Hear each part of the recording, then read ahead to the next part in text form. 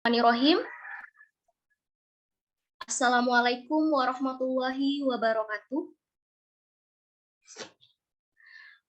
Alhamdulillahirabbil alamin wa bihi nasta'in wa ala umurid dunya waddin wassalatu wassalamu ala asyrafil anbiya'i wal mursalin sayyidina Muhammadin wa ala alihi washabbihi ajma'in amma ba'd.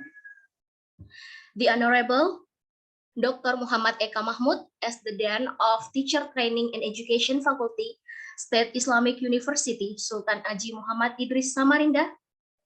The Honorable Ms. Rostanti Toba as the Head of Language Education Department, State Islamic University, Sultan Haji Muhammad Idris Samarinda. The Honorable Ms. Widya Noviana Nur as the Coordinator of English Education Department, State Islamic University, Sultan Haji Muhammad Idris Samarinda. The Honorable, all of the speakers. The first is Dr. Stephanie Rummel from USA. The second is Dr. T. Devi from India. And the third is Mitsue Tabata-Sandom from New Zealand. The Honorable Ms. Dina Destari as the moderator for today. The Honorable, all of the lecturers of UINSI Samarinda that I cannot mention one by one, and all of the audience, thank you for joining. First of all, let us thanks to Allah Subhanahu wa Ta'ala because of His blessing, we can attend and participate in this event without any obstacles. Secondly, salawat and salam always be given to our Prophet Muhammad Sallallahu Alaihi Wasallam because of has guided us from the darkness to the lightness. Good morning, everyone. Let me introduce myself. My name is Nurilam Sari, and it is a wonderful change for me to be your Master of Ceremony in this spiritual international conference with theme Entering the International Realm with English for Next Generation World. Ladies and gentlemen, on this occasion, allow me to introduce you to today's agenda. The first is opening, the second is praying, the third is singing the national anthem, Indonesia Raya, the fourth is welcoming speech, the fifth is closing, and the last is documentation session. So, let's start our agenda today by reciting Basmalah together. Bismillahirrahmanirrahim. The next agenda is praying that will be delivered by Ustadz Syarifatur Rahmatullah. To Ustadz Syarifatur Rahmatullah, time is yours. Okay, thank you. Assalamualaikum warahmatullahi wabarakatuh. Al-Fatihah.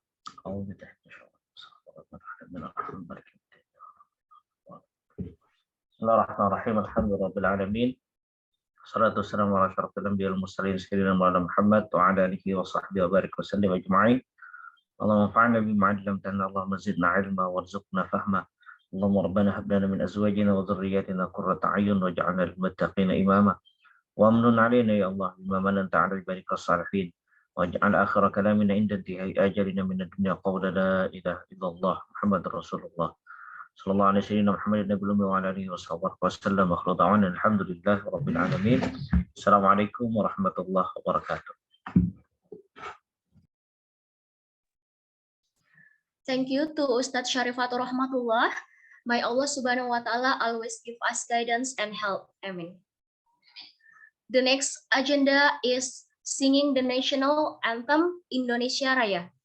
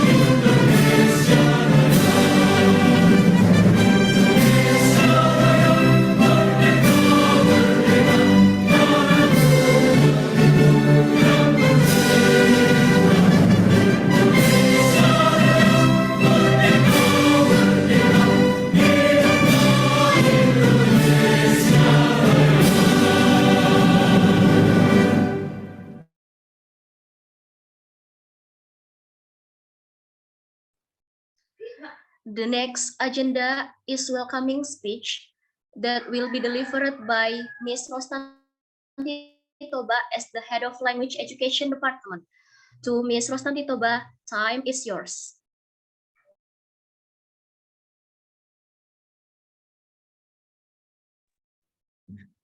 Bismillahirrahmanirrahim. Assalamualaikum warahmatullahi wabarakatuh. Good morning and greeting to all of us. Dear colleagues, professors, lecturers, researchers, students, and all audience, on behalf of State University of Islamic Sultan Haji Muhammad Idris Samarinda, I would like to express my sincere gratitude and welcome you to the international webinar series the International Realm with English for Next Generation World 2022. Moreover, I honorably welcome our invited speakers, Dr. Stephanie Rummel from USA, Dr. Devi from Chennai, India, and Mitsue Tabata-Sandom from Massey University, Auckland, New Zealand. It is my hope that this international webinar, would be able to achieve the objective in providing an effective forum for academicians, researchers, and practitioners to advancing knowledge and research. Therefore, the focal drive of this conference, this seminar, is to exchange ideas, and by participating in this exchange, it is hoped that all parties who may benefit from the conference can apply it managing activities in their areas. It is pleasing to know that the agenda of this webinar covers a wide range of interesting topics related to all theoretical and practical aspects, but not limited to education aspect. Last but not least, my deepest gratitude goes to the advisory board, organizing committee, international virtual conference committee, institution, and volunteer have directly and indirectly supported the success of this webinar. The committee has organized a vibrant scientific program and is working hard to present highly respected and internationally notorious speakers to lead it. Although we try our finest to be professional on behalf of UINSI Samarinda, please accept our sincere apologies should be there for the inconveniences that occur before, during, or after the event. I wish you a very productive conference with exciting and encouraging discussions and exchange of knowledge, so that together we can anticipate a future of groundbreaking knowledge and research. May God bless us all with good health to make this event a successful and enjoyable one. Thanks for your participation. Wassalamualaikum warahmatullahi wabarakatuh.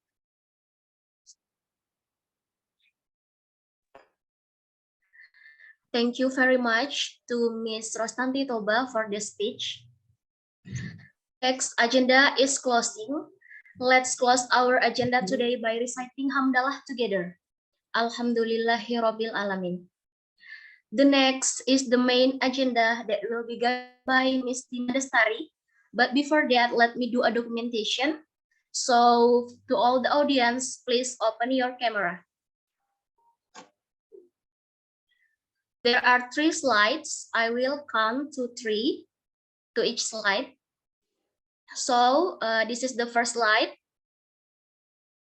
1, 2, 3. Okay, we move to the second slide. 1, 2, 3. Okay, and then the third slide. 1, 2, 3. Okay, thank you so much. Finally, from the deepest of my heart, I do apologize for my mistakes in guiding this event. Thank you very much for your kind attention, and I will give this event to the moderator, to Ms. Dina Destari. The golden stage is yours.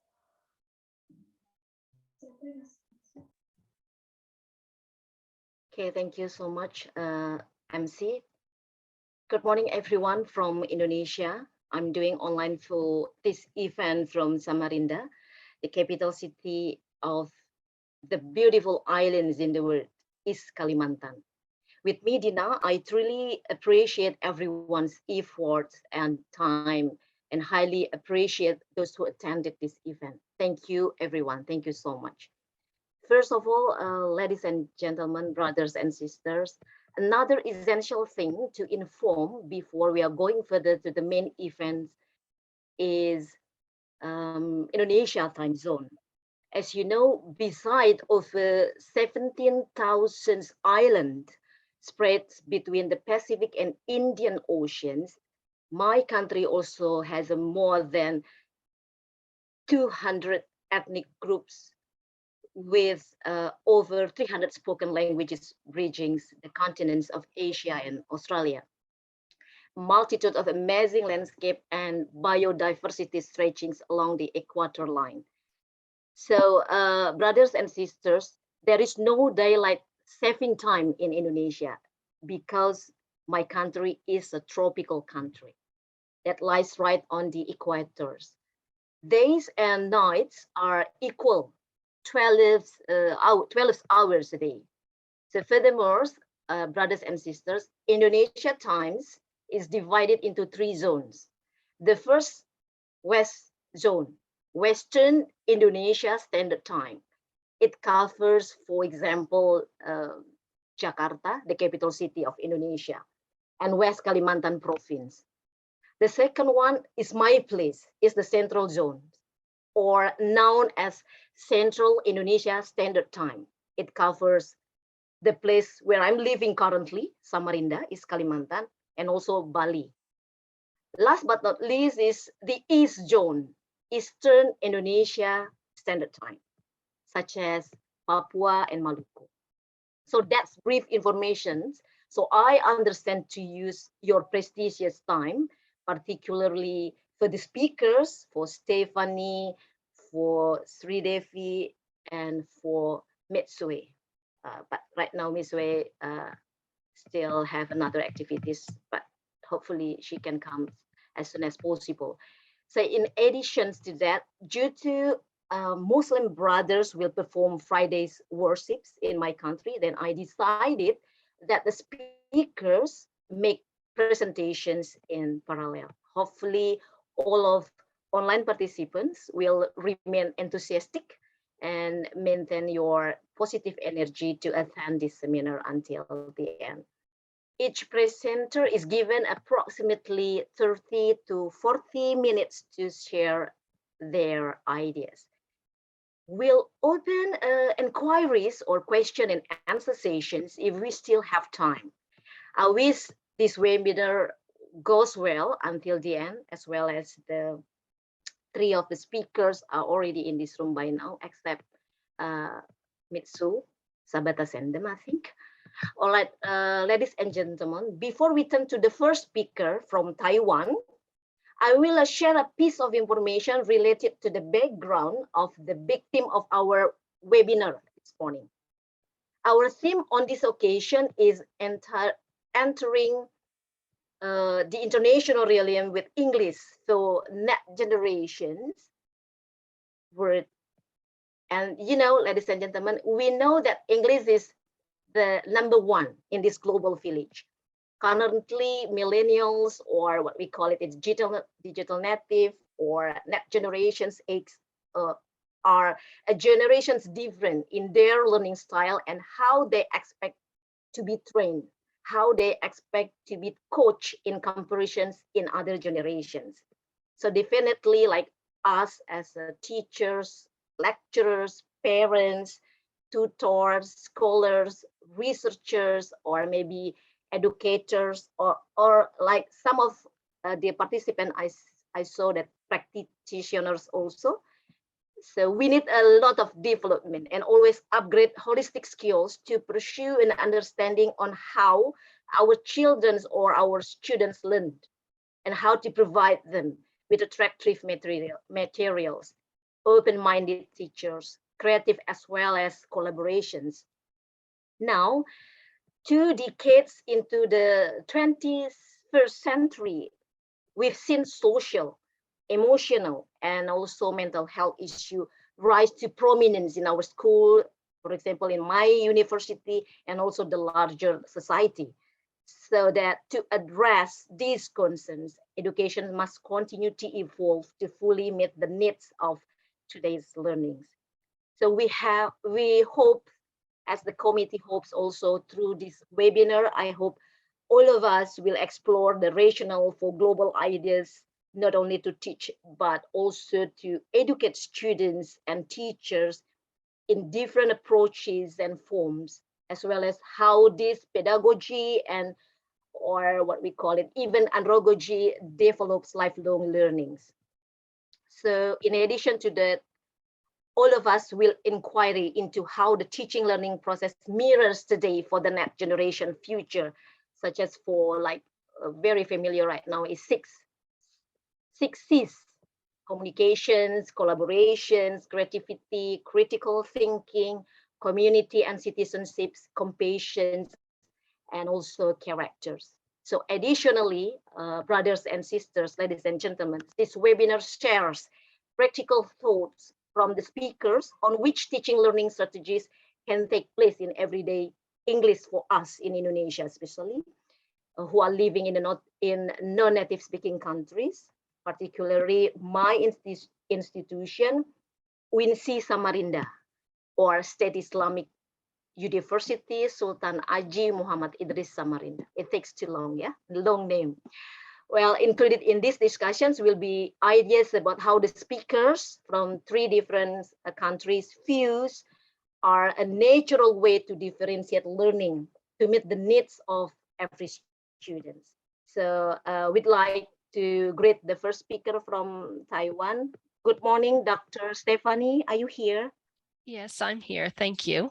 Hi, nice to see you. Long time no see. Yeah? Yes. Oh my God. I guess since COVID-19, like 2020. Before COVID. That. Yes. Yeah. Yes. So Glad. it's very nice to see you again. Yeah. And my pleasure to be here. I mean, me also. We all are glad to have you here, Dr. Stephanie. Words, honestly, on the bottom of my heart, words cannot express how grateful I am for your kindness and for taking care of our friendships. People in my university, the committee says you are Americans, but your heart is Asians. Okay, brother and sister, I'll let you know a bit about Dr. Stephanie biography.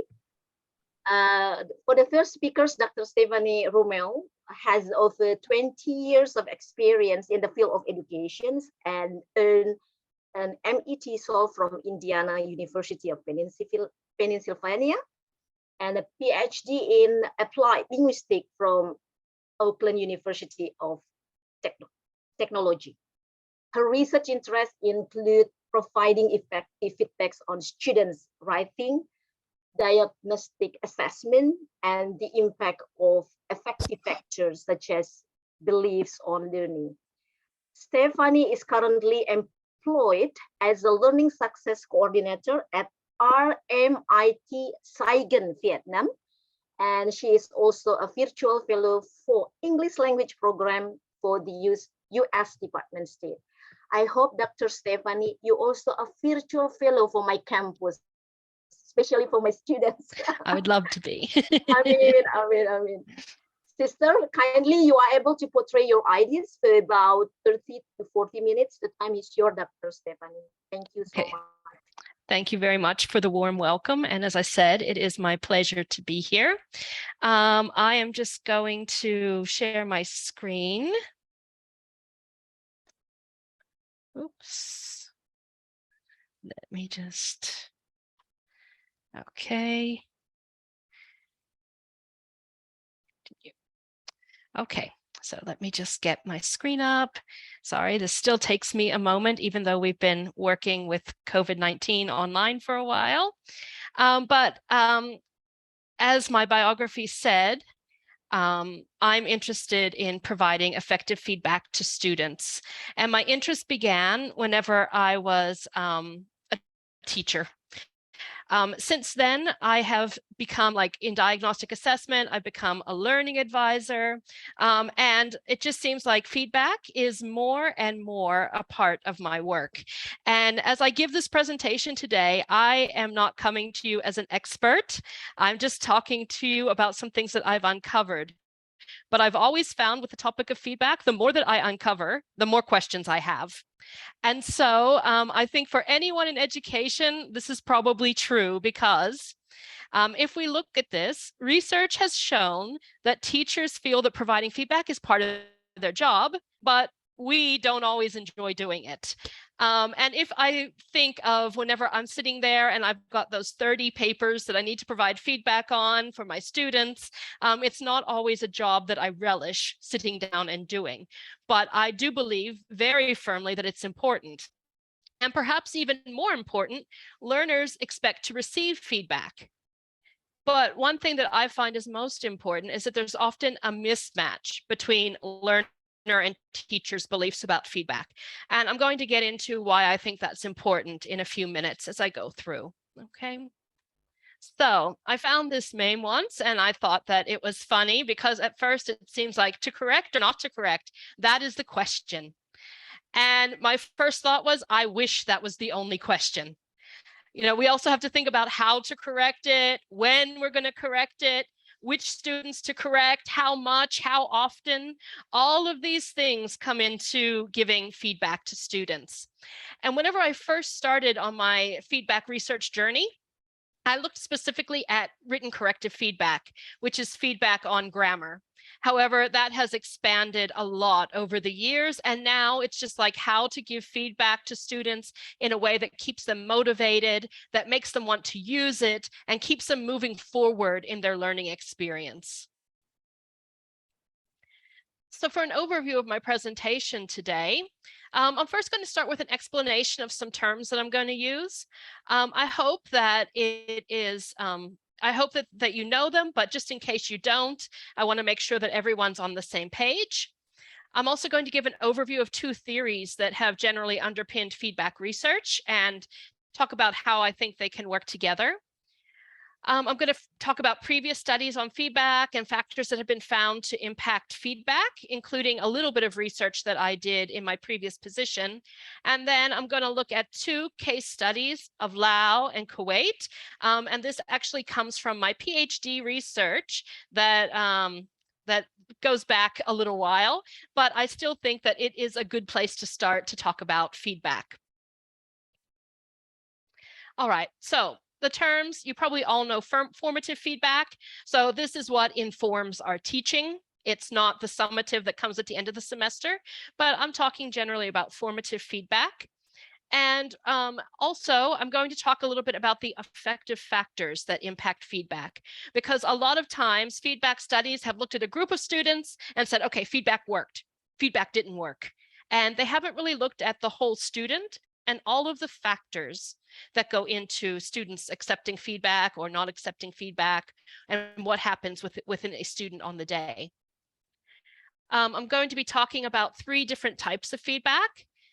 Direct corrective feedback is whenever you directly correct the student, you provide them with the correct answer. Indirect corrective feedback is usually using things like codes. Maybe it's just circling the errors so that they know that an error has been made, but you don't necessarily give them how to correct it. They have to figure it out themselves. And then I'm also going to talk about metalinguistic corrective feedback, metalinguistic corrective feedback, which is whenever you give a grammar explanation about certain grammar points on the actual paper. And the other two important things are focused and unfocused corrective feedback.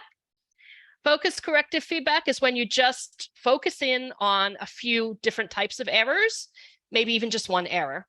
Whereas unfocused corrective feedback is whenever you're talking about a lot of different types of feedback, a lot of different grammar points, I should say. And so what started me on this journey was actually whenever I was teaching in the US, I was in a program that very, very strictly wanted us to use indirect corrective feedback. I thought, great, it makes, the idea was it makes students independent learners. They have to think about the feedback. They can't just copy it. They have to actually look at it and learn. So I was all for that. But whenever it came to my actual classroom, I found that there were students who were very against this type of feedback. They didn't accept, they just wanted me, you know, they said, if I made this error, how am I supposed to fix it myself? I didn't know, I don't know. And so the policy and what I was finding in my classroom, even though it was well-intentioned, it felt like there was a mismatch. And that's whenever I decided to investigate, okay, what exactly goes on here? Why are some students so eager, but others aren't? So before we get started, I'm going to talk about two theories. The first one is cognitive theory.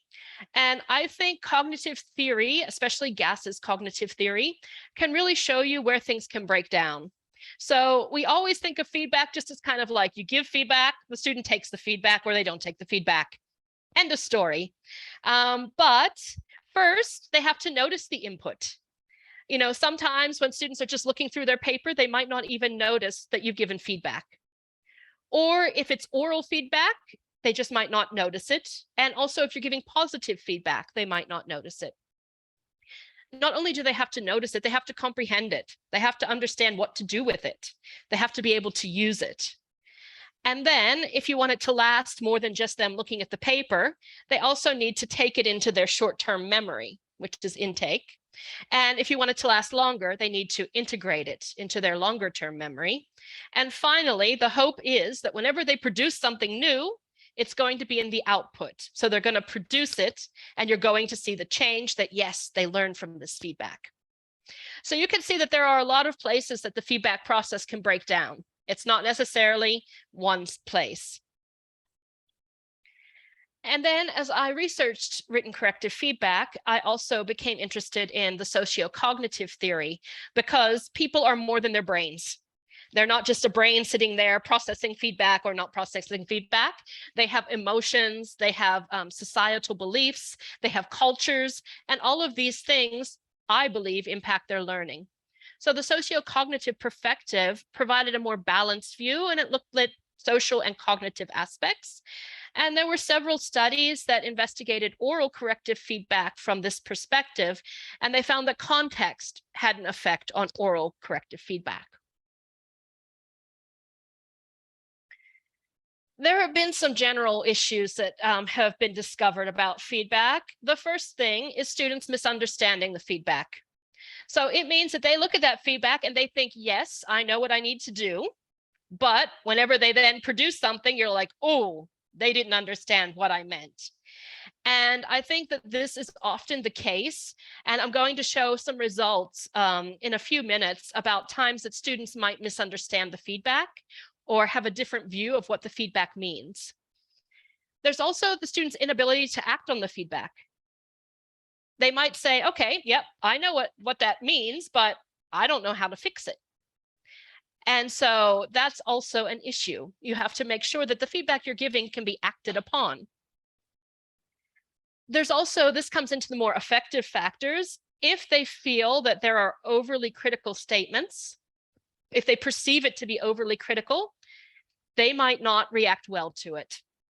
And sometimes they might feel even disrespected, personally attacked, or that there were some personality conflicts with the person providing the feedback.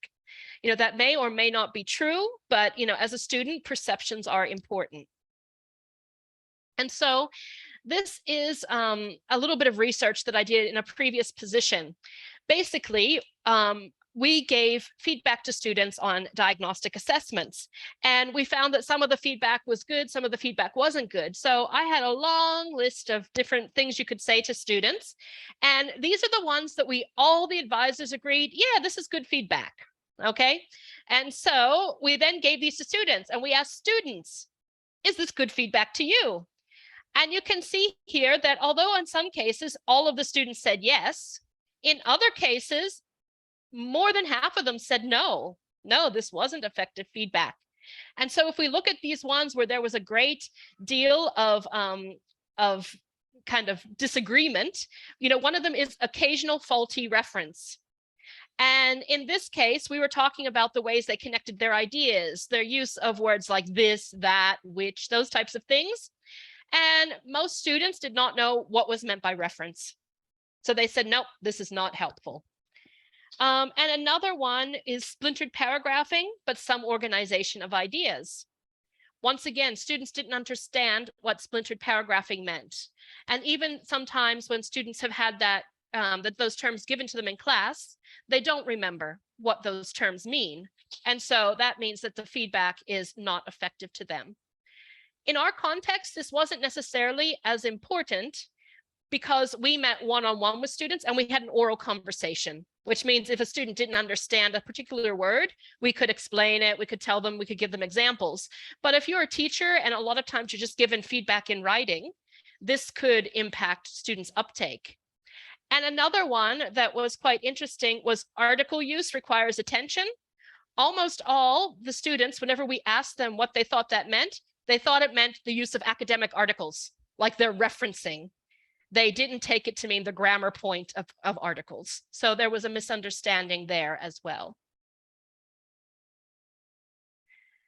And so there's just this general, idea that students might not understand or they might not agree with the type of feedback, but affective factors, those personal factors, those outside factors have also been found to impact feedback. So if you look at what has been found, a lot of these are about beliefs, context, goals, attitudes. Those things have also been found, at times at least and to some extent, to impact whether students are going to accept your feedback or not.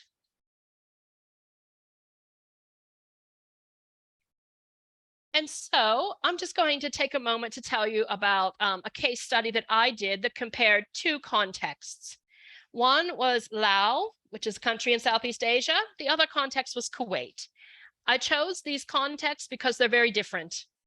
And as I said, a lot of times in feedback studies, they were done in countries like New Zealand or the USA.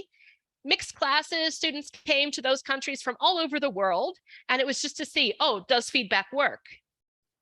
I wanted to see if students in their own countries, kind of, to some extent, homogenous in their first language, those types of things, if they had the same results as those mixed students that were being looked at in the USA and New Zealand, or also if they were different from each other, if different groups of students in different contexts showed differences. It wasn't a huge study. But I looked at 42 students and 3 teachers in Laos, 30 students and 2 teachers in Kuwait. All of the students in both contexts were in advanced level university preparation programs. The ones in Laos had scholarships. They wanted to study in either New Zealand or Australia.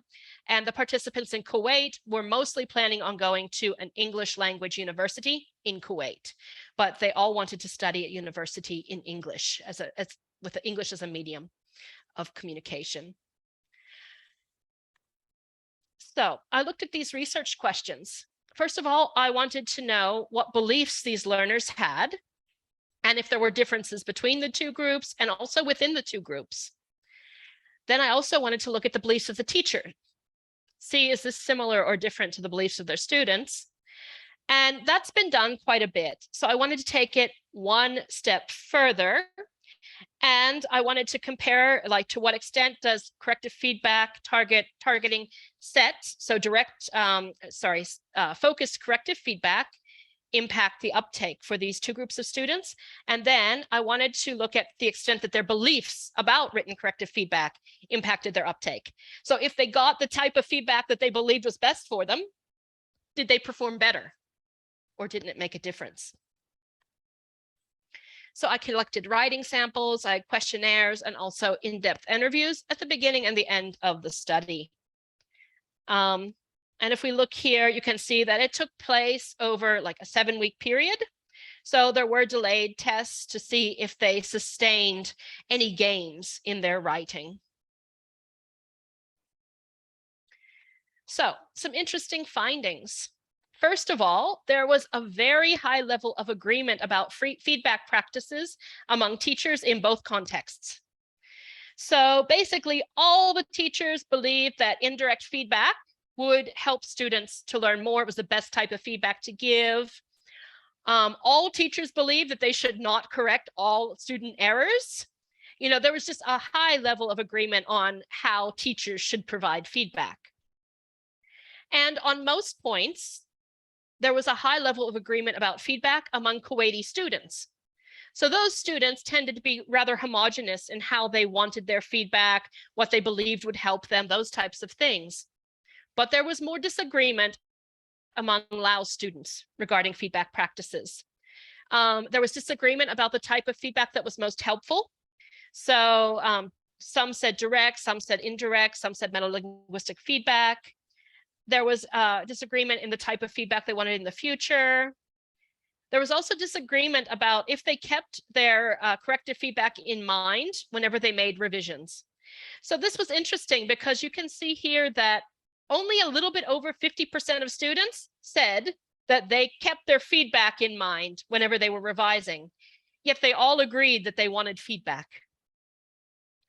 They also said students keep feedback in mind with new writing tasks.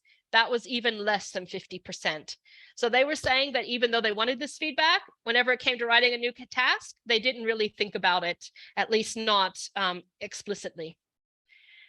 And then there was also some disagreement on whether teachers should correct all errors. There were some interesting agreements between teachers and students that corrective feedback is important, and that it is the responsibility of both teachers and students to correct their errors. And there was a high level of disagreement between teachers and students on most other points. So that was really the only thing that they agreed with very clearly. The type of feedback, that the teachers believe that even though the teachers believe that they should give indirect feedback, all the teachers thought that their students wanted direct feedback. So they thought their students wanted them to just correct them, but they believed that they should give indirect feedback. And all teachers believe that they should not correct all errors, but 42% of Lao students and 83% of Kuwaiti students believe teachers could correct every error. So why is this important? For me as a teacher, this is important because I've often found that if there's a mismatch between what I'm doing in my classroom and what my students think I should be doing, there can be some negative feelings. And so I think that raising this awareness in myself and in other teachers has just made it clearer to me why it's important to be very explicit whenever I am deciding on my feedback practices. So I'm going to give you this type of feedback now this way, because I think you need, if I'm going to give metalinguistic feedback, I think you need more of an explanation. So here's a metalinguistic feedback, but I think you should be able to figure it out yourself. I want to make you a more independent learner. I'm going to give you some independent feedback. If you can't understand the feedback, please tell me. And that gives them the sense that they know why I'm giving the feedback. They understand my reasoning, but they also feel like if there's a problem, they can approach me. And I find that in general, students are a little bit more willing to accept even something that isn't quite what they want if they know why I'm doing it. All right, so for research question 2, whenever it comes to the differences in the type of feedback that was effective, there was no significant difference found among the 3 treatment groups in Lao. So basically what I'm saying here is all 3 treatment groups, direct, indirect, and metalinguistic feedback, they all improved significantly compared to the control group in the Lao setting. But in Kuwait, the only group that significantly improved was the group that got direct feedback. So that was the only group that had significant improvement. And for Lao students, this is the kind of repeated, all 3 groups improved, but for Kuwaiti, only the direct feedback showed improvement. And maybe the most important for me was this impact of beliefs. So in Lao, I did a Fisher's exact test to see if students who received the type of feedback they believed to be most beneficial were more likely to eliminate their errors than those who did not. So that just means, were they more likely to get rid of all their errors on what I was looking at. And by the way, this was on the past tense, the simple past tense was what I was looking at. And I found for the Lao context that students who got the type of feedback they believed would help them the most, they were more likely to eliminate those errors than the ones who got another type of feedback. But interestingly, this was not the case in Kuwait. The same Fisher's exact test found that students who received the type of feedback they believed to be most beneficial in the Kuwaiti context were not more likely to eliminate their errors than those who did not. So once again, it came out that, it was direct feedback. So even if a student said, oh, I want indirect feedback, I gave them indirect feedback, they still did not necessarily eliminate all their errors. But I felt like, okay, this is interesting. But I felt like it was hiding something. It was hiding some individual students that I thought, okay, I'm sure that there are some students that don't fit into this, even this small group. And so I started looking at students as individuals and pulled out 2 specific cases. The first one is about a Lao student, and this kind of supports what I found with the larger group.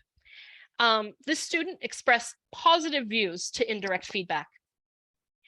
Whenever she did not receive that type of feedback, she became a little bit angry, and she expressed these negative feelings toward direct feedback, saying it just wastes her time. And so that's what she said in the final interview. This just wasted my time. And possibly more interesting to me was that I looked at the writing, and it went from like this long piece of writing to a shorter piece of writing to a shorter piece of writing. And I thought, oh, okay, not only did she not find this helpful, her accuracy didn't improve, and her words count decreased from 256 words on the pretest to just 122 on the delayed post-test. So her writing, she also didn't put the effort into it. And then there was a student in the Kuwaiti context who expressed positive views towards indirect feedback, and she got indirect feedback, and she remained positive through to the end of the study. Although she wasn't able to eliminate all of her past tense, present perfect tense errors either, she went from 6 errors on her pretest to 1 error on her delayed post-test.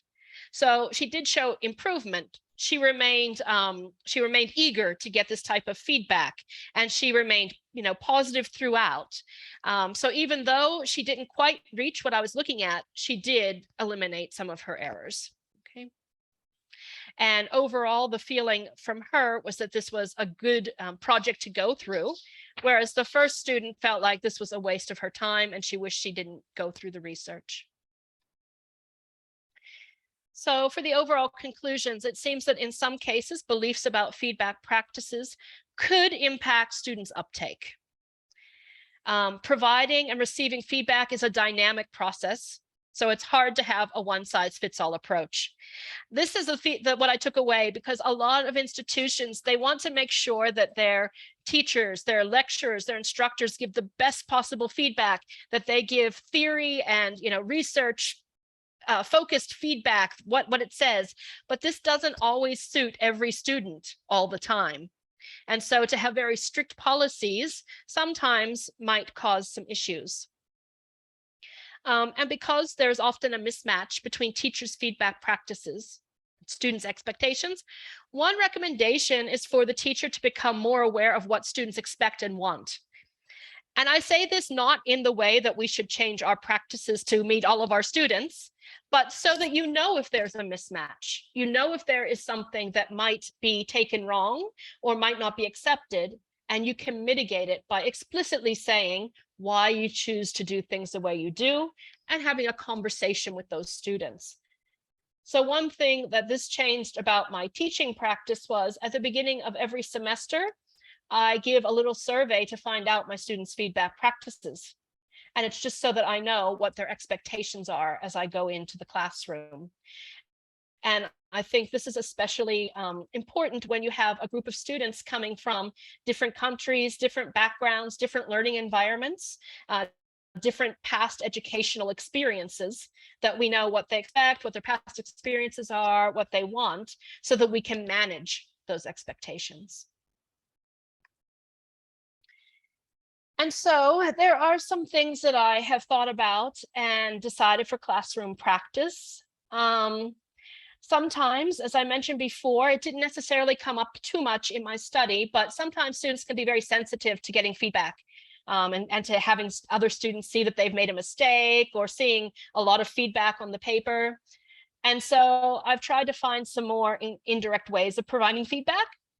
And also some of these ways, I think, ensure that students engage at least a little bit with some of the writing and errors, which is not necessarily the case if I give feedback and I just hand them their paper. So for oral feedback, this is what I find most difficult because I often find it stops the flow if I'm constantly providing oral feedback. So instead, directly correcting their speaking, walking around, taking notes of issues, then providing feedback to the whole group. Because if I hear one student making the error, there's a good chance other students made it as well.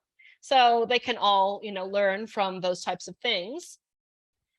And similarly, if I've given a written assignment, pulling out examples to give feedback on, but not mentioning whose work it comes from.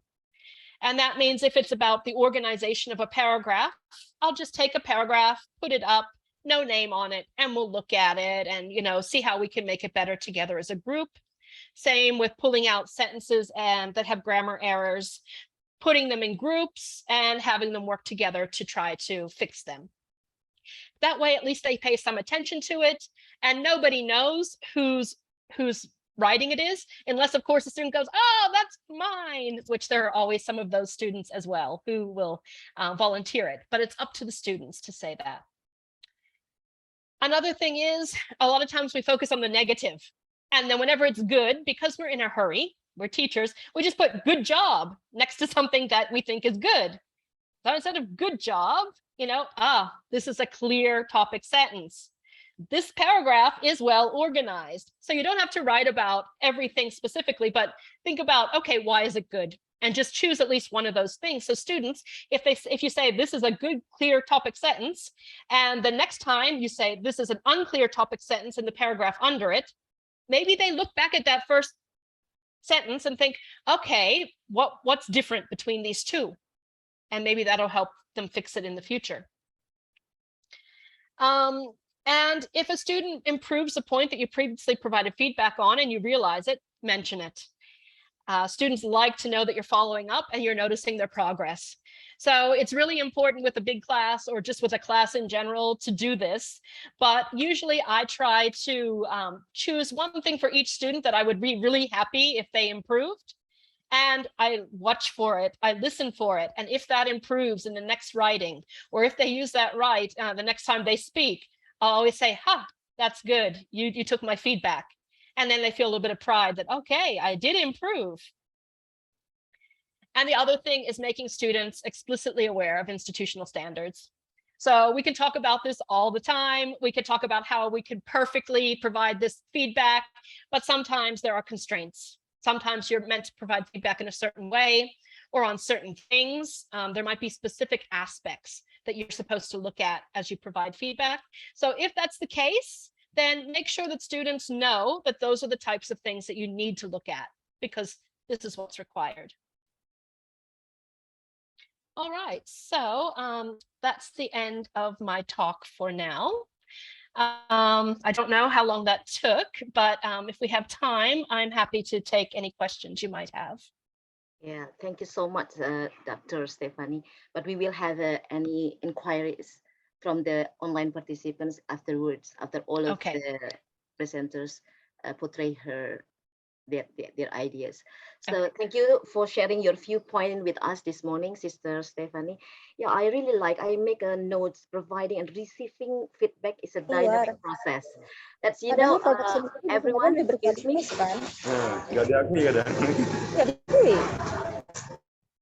Okay, thank you. Yeah, Sister Stephanie, providing and receiving feedback is a dynamic process. I really like it. And when we are talking about the writing is a productive skill in the written mode, is it right?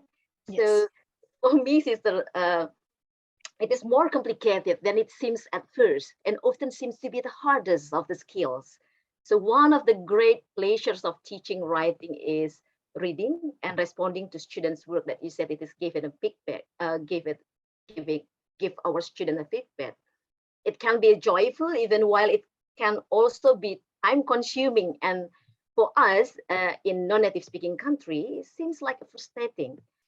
So the writing workshop, for the writing course to be successful, teachers must be able to respond to student work effectively and efficiently. So teachers respond to students' writing for many of the same reasons that students respond to one another writing, to make the audience or our students visible, to offer a suggestion, to ask questions of the writer that help them to re-see their work and to productively revise. Anyway, I really love your presentations, Sister Stephanie. Thank you so much. Now, turning to Dr. Sri Devi. Excuse me, are you here, Dr. Sri Devi? Yes, ma'am. Hi. Hi. Very good morning. What time Good morning. is it? Good morning from India. Namaste. What time is it right now, Dr. Sri Devi? Now it is 6:40. 6:40. 6:40 a.m. We really appreciate your time. Thank you. Thanks a lot. Now turning to Dr. Sri Devi from the automobile hub of India, or people say Detroit of India, Chennai city. I love your city. Are you? Yeah, you're already with us right now. Dr. Sri Devi, I want you to know how much I value your time, your humble personality, and your understanding. I'm so thankful, friend like you. Well, let me tell the online participants your brief biography, yeah, for a while. Brothers and sisters, ladies and gentlemen, Dr. Sri Devi profession is assistant professor, senior grade, Department of English and Other Foreign Languages, College of Science and Humanity. Is that right? Yeah. In Chennai. Humanities. Yeah, Humanities. Yeah. RMIT, Chennai City. Yeah. Is that right? Yes. Okay. Thank you so much. I try to remember. Welcome to Chennai. Yeah, I will. Inshallah. More than 19 years of teaching experience, and she is also a passionate teacher and an ardent researcher who has a good publication record. Right now, you guided 5 MPhil dissertations and currently guiding 3 PhD research scholars. Yeah.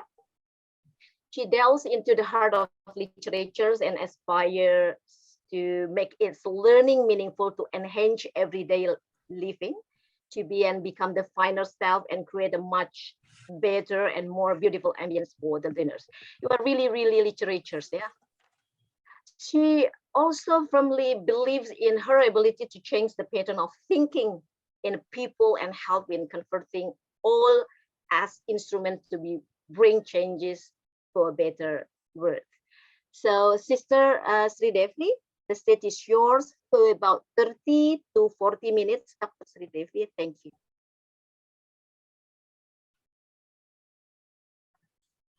Thank you, ma'am. Ma'am, is it possible for you to share my slides? Otherwise, shall I? You're muted, ma'am. Okay, no problem. Let me share. I think the committee, or you would like to us to share it to the participants? No, ma'am. I will share it then. Okay.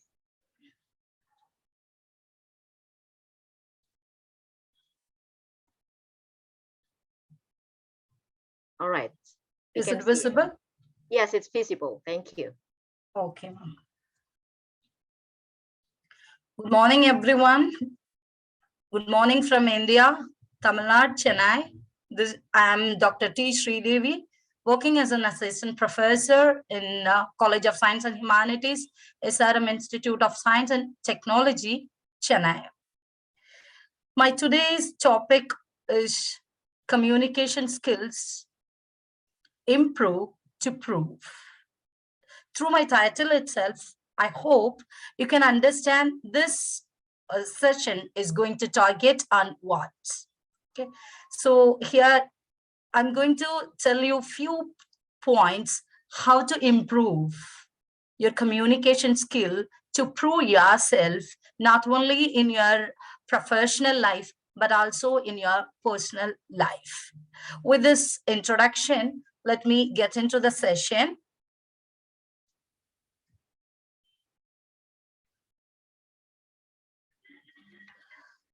So communication is the exchange of information, which is the basic need of human race to grow. To communicate with others, we need two things. One is the content, and the other one is the medium, that is the language. It is meaningless if we have the content but no language. Vice versa, it is meaningless if we have the language but there is no content at all. It is very easy for us to have the content and use our mother tongue as a medium.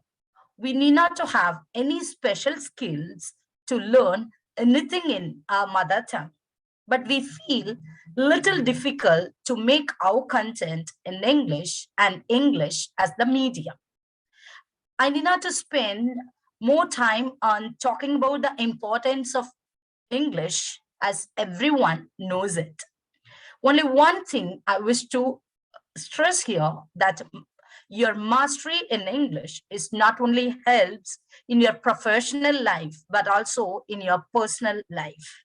As it is the international medium of communication, it helps us to get rid of language barrier, to learn more, which will increase the chances of earning more.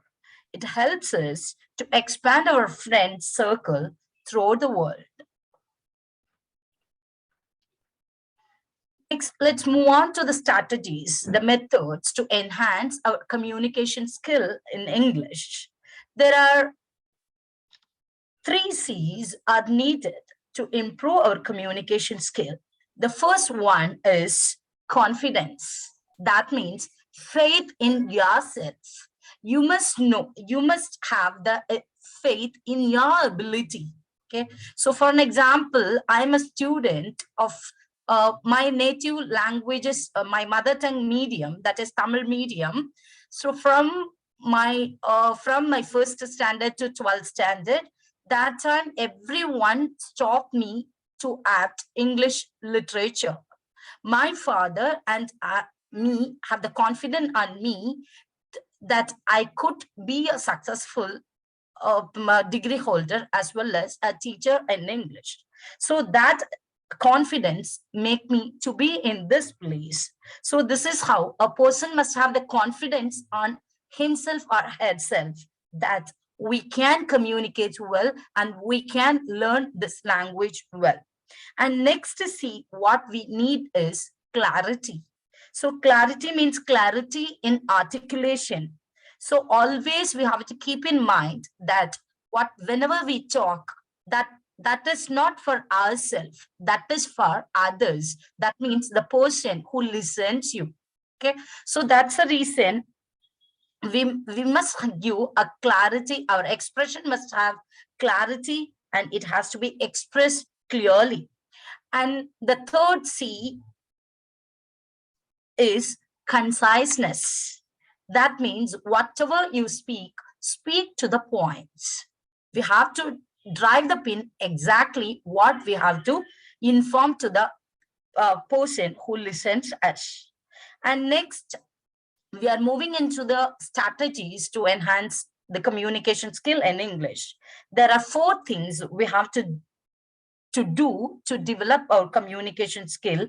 They are called the LSRW skills. So you all know that L stands for listening, and S stands for speaking, and R for reading, and W for writing. So for learning our mother tongue also, we might have practiced all these 4 strategies. For the first 2 years, we had listened what others taught, and then we started speaking words bit by bit and word by word and sentence by sentence with maximum grammatical errors. But after growing up, we have developed our reading and writing skills. So all these things happen naturally and step by step. As adults, as far as communication skill in English is concerned, we cannot go step by step. We have to practice all these strategies simultaneously. Let us see all the strategies in detail one by one. The first skill is listening skill.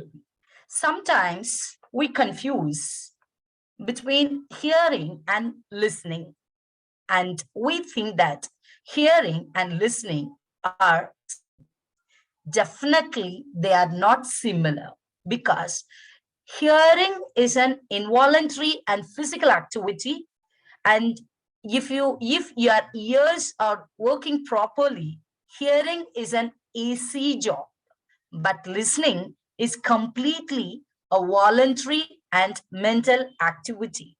Even in listening to, we have two types of listening. One is passive listening and the other one is active listening.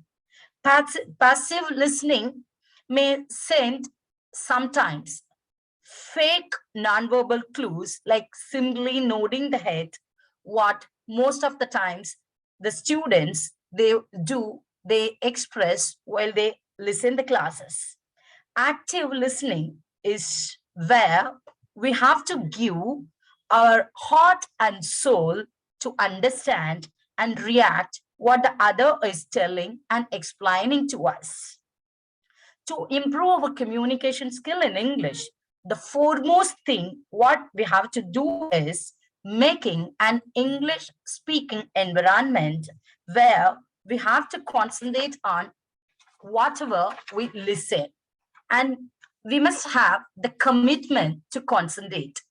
English speaking environment doesn't mean to move to English speaking countries, but making the environment by ourselves. That means engaging in every activity like listening to radio, music, talk, and conversations in English. Watching an English movie with English subtitles is an interesting way of making your English speaking environment in total concentration and commitment to the available, whichever the environment which could teach you English, through whichever the environment you can learn English. And let's move on to the benefits. So through listening skills, when you improve listening skill, you can improve your vocabulary. You can learn at least 5 to 10 words per day. So in your word bank, 5 to 10 words are increasing. So immediately after receiving that word, suppose if you don't know the meaning of that word, you have to check in the dictionary, not only the meaning of the word, but also the usage of the word. So then the next step, what we have to do is we have to use that particular word in any one of the sentences what we talk. This is how we can strengthen the availability of that word in our vocabulary bank. So next thing what we could get through this listening skill is learning the grammatical structure and the intonation and accent of that particular word, particular language. These are all the benefits what we get out of listening skill. And the next skill is reading skill. So what we have to read, that is also like listening. So you can read whatever is available in English, especially from my side. If you ask me, my suggestion would be you read for pleasure. Okay, whatever the extensive reading, otherwise some people, they might have been attracted towards the autobiographies, any books, whichever gives you pleasure, that you read. Okay, so the same methodology and same practice what we did with listening, that we have to read with reading also. Whenever we come across a new word, we have to take that meaning, and we must know the usage of that particular word. And then you have to about reading skill. So among the all four skills, personally, what I like is the reading skill, because it's a very good habit. As not only a very good habit, it is a chance to widen your knowledge and creativity. And so how we can practice it? Okay, after reading something, you can imitate like a newsreader, how a newsreader reads a news. You can imitate like that. So through that you can practice, and even what you listen from famous speakers, so that also you can practice, and you can just imitate. And then the next thing is, if you want to be something, you want to be like a normal speaker and you have to be a master in English, you can adapt another one method, that using of idioms and phrases. Okay, so when people are using a normal word, instead of that normal word, you can use an idiom in that occasion. Okay, that will make you something different from others. So through reading skill, when you enhance your reading skill, what are the results you can get is same as listening skill. Your vocabulary and your diction will be improved. Okay, and you can understand how the words are structured in a sentence without mistakes. And the next skill is writing skill. So what you can write whatever you want in English. That is, suppose you don't have a better companion to practice English speaking, then you can have the conversation of your own. That means whatever you have discussed with others, you could memorize everything and you can jot down, as the conversation can be written down. And something might have happened, you could write the summary. And these are all the simple methods you can adapt writing skills to enhance your communication skill. And another one method is there, that is the translation method, but it is a time consuming method, but this is a really an effective method to how we can acquire the language through writing skill. So the method is, you have to read something in English and you have to translate into your mother tongue. And then you have to close what you have read, otherwise what you have listened. And then from the translation of your mother tongue, then you have to translate into English. Then after that activity, you can find the similarities, whatever the words which is used in the source, and whether those words were used, otherwise those words were whether similar words are used in your translation. Okay, it seems to be a time consuming and tough job, but with efforts, with some passion, with some commitment, if you do this work, I'm damn sure within 6 months, you can be a master in communication skills in English. Okay. And another one simple method is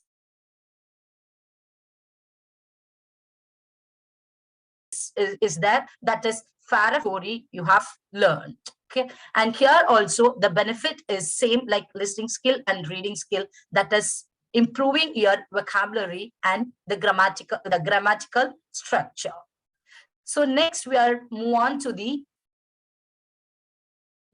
targeted skill, that is speaking skill. So whatever we have acquired through listening skill and reading skill and writing skill, they are going to contribute a lot here. So when you think about speaking, you have to keep in mind that two things are very much important, that is accuracy and fluency.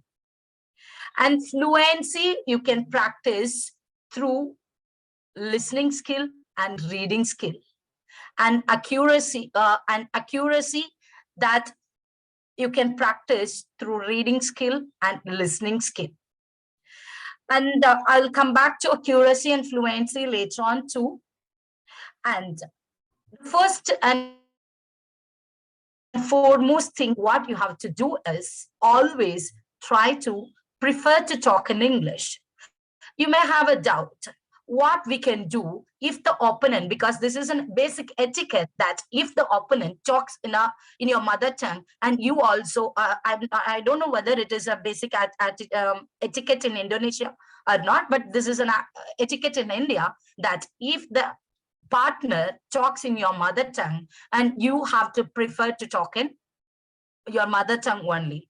But as it is a practice, we have to prefer, even though your partner talks in your mother tongue, you have to prefer to talk in English.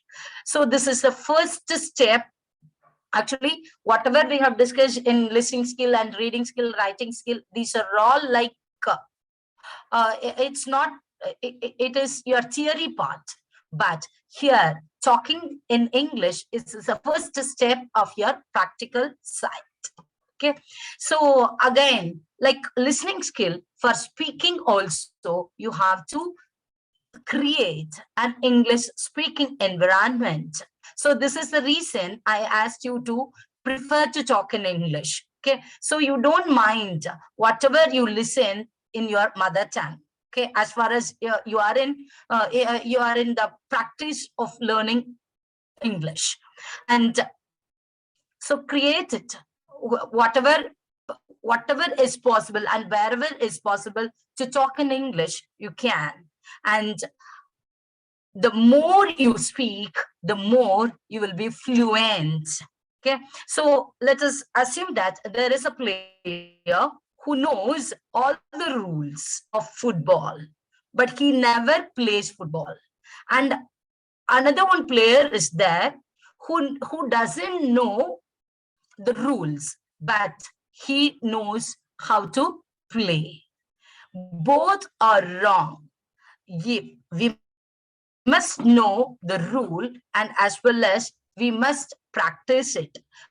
When the person knows, when the person plays by with the knowledge of the rules, then only he can be a good player.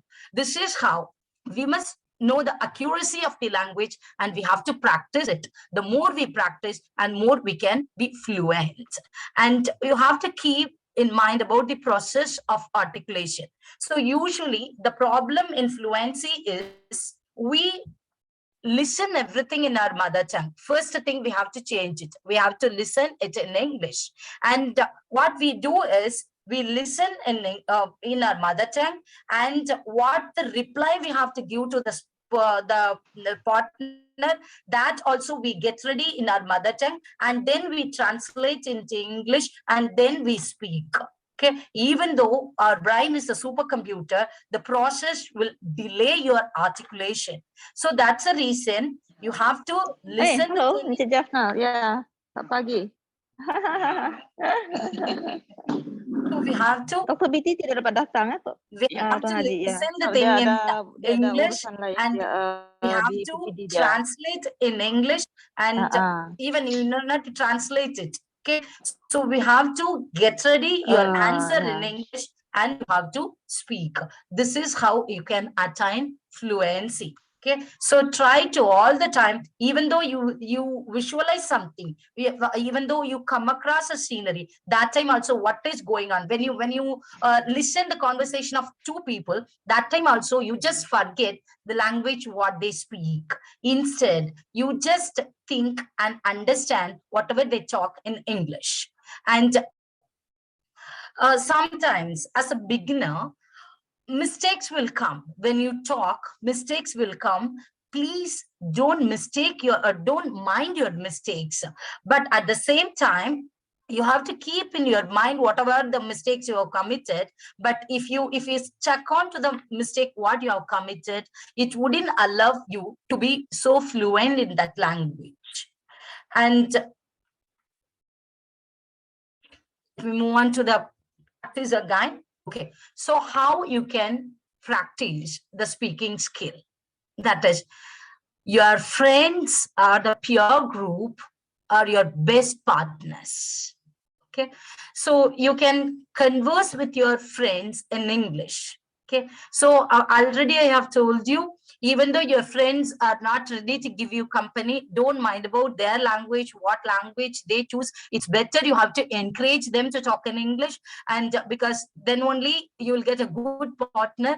So even though if they are not ready, if they are hesitant to do, you see, without minding about their hesitant, if you continuously talk with them in English, I'm damn sure one day they will also fall in the same line, and they will become the best partner of best English speaking partner to you. Okay, and then the next method what you can adapt for speaking to enhance your speaking skill is read aloud the subtitles, what the character is talking in a movie. So through that, not only you are learning the words, but also the accent and the intonation. So these are all the things you can learn when you read the subtitles when the character is talking in that movie. And if you want to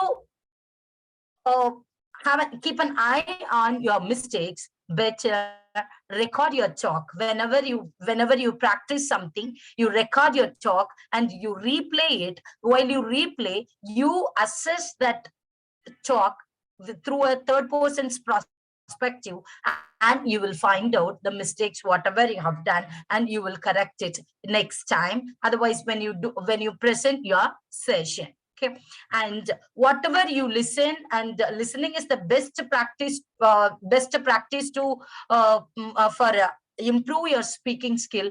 Whatever you listen it repeatedly. Actually, some surveys are telling that 100 times listening something 100 times will make you to be like that speaker.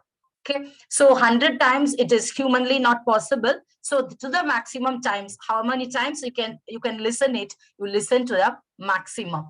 Okay, and some people are introverts. They can't go and talk with their peer group or friends or teachers.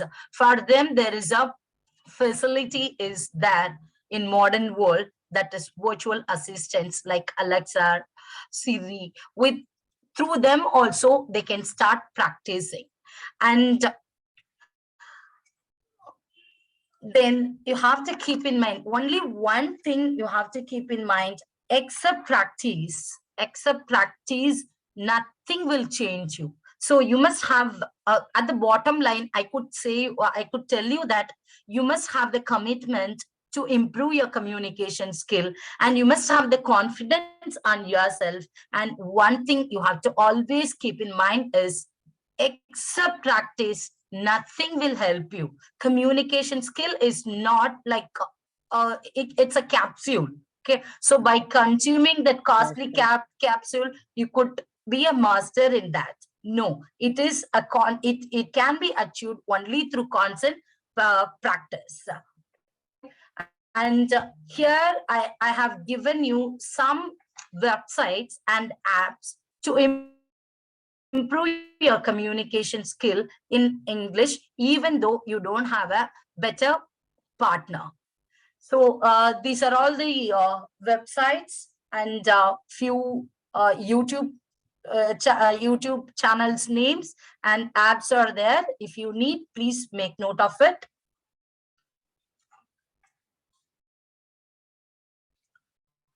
Conclude, I just ask you to have one conviction in your mind, that is, you have to think that I can change myself. You only can change yourself. So if you want to be a master in English, if you decided, you have to strive hard.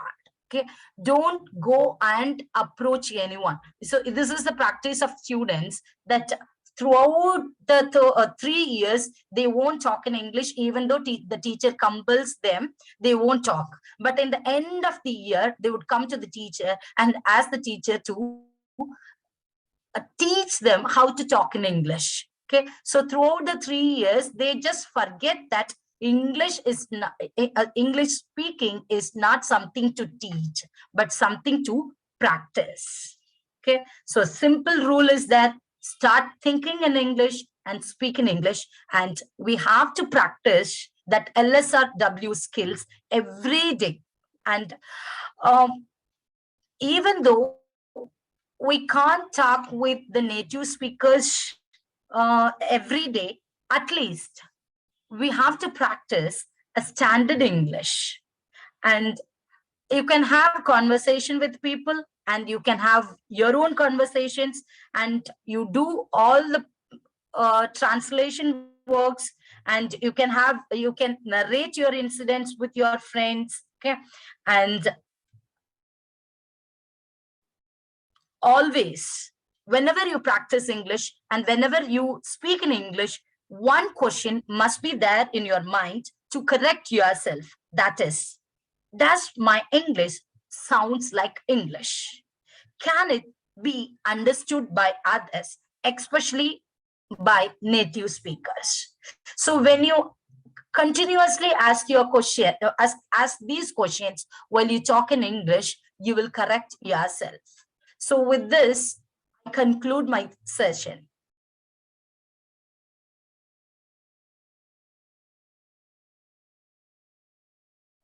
Thank you so much, Dr. Sridevi. What a thoughtful frame of reference. So one of the interesting things from your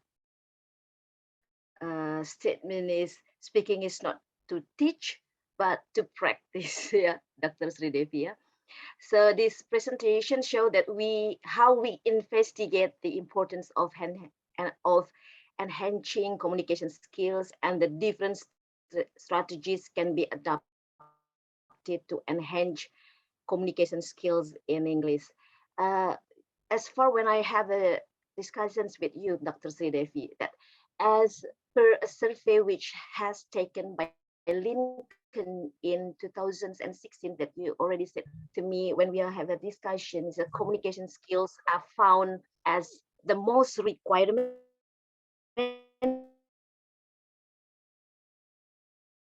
in any organization. Is that right?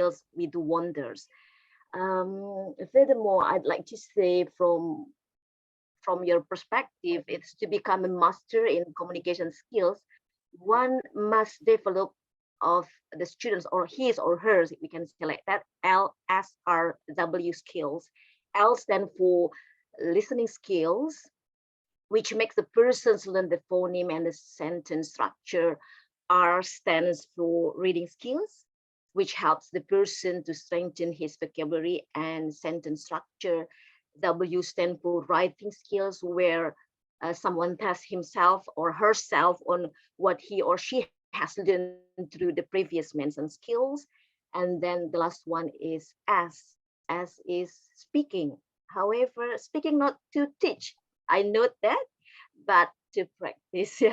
Speaking skills, what one have acquired that the above mentions, Dr. Sridevi already mentions in her presentation. Skills must be employed and practiced to develop fluency, and one must concentrate on how effectively someone communicates with others. So last, you also state finally that you ends with the tips to be an effective communicator through verbal and non-verbal clues. Thank you so much for your sharing, Dr. Sridevi. Thanks a lot for your institution for giving me this opportunity. Yes, thank you. My pleasure, Dr. Sridevi. So now we're moving to Dr. Mitsue now. Are you joining with us, Sister Mitsue? Hi, how are you? Hi. Long time no see. Yeah, long time no see. I think it's great to see you. Yeah, thank you so much. Mitsue Tabata-Sandom, PhD, lecturer in Japanese, school Schools of Humanities, Media and Creative Communications, Massey University, Auckland. Thank you so much, sister. Ladies and gentlemen, I would like to, before Dr. Mitsue presents her ideas, I'd like to know a bit about her biography. Mitsue Tabata-Sandom, PhD, is a lecturer at Massey University in Auckland, New Zealand. She learned the principle of extensive reading from MS and Professor John McAllister during her MA and PhD studies. Also, her research interests include ER, or extensive reading, learners and teachers' belief, and metaphor analysis. Mitsue Tabata-Sandom is also the main founder of the Japanese ER website called Yomimono Ippai. It means lots of stories, is that right, sister? Yeah, which give extensive reading experiences to learners of Japanese worldwide. And then her published articles include metaphorical conceptualizations of language learning by post-tertiary learners of Japanese.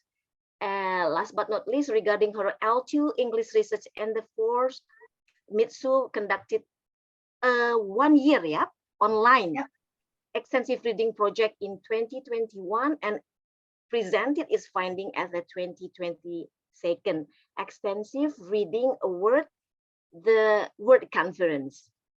Mitsue-san, konnichiwa. Konnichiwa. Genki desu ka?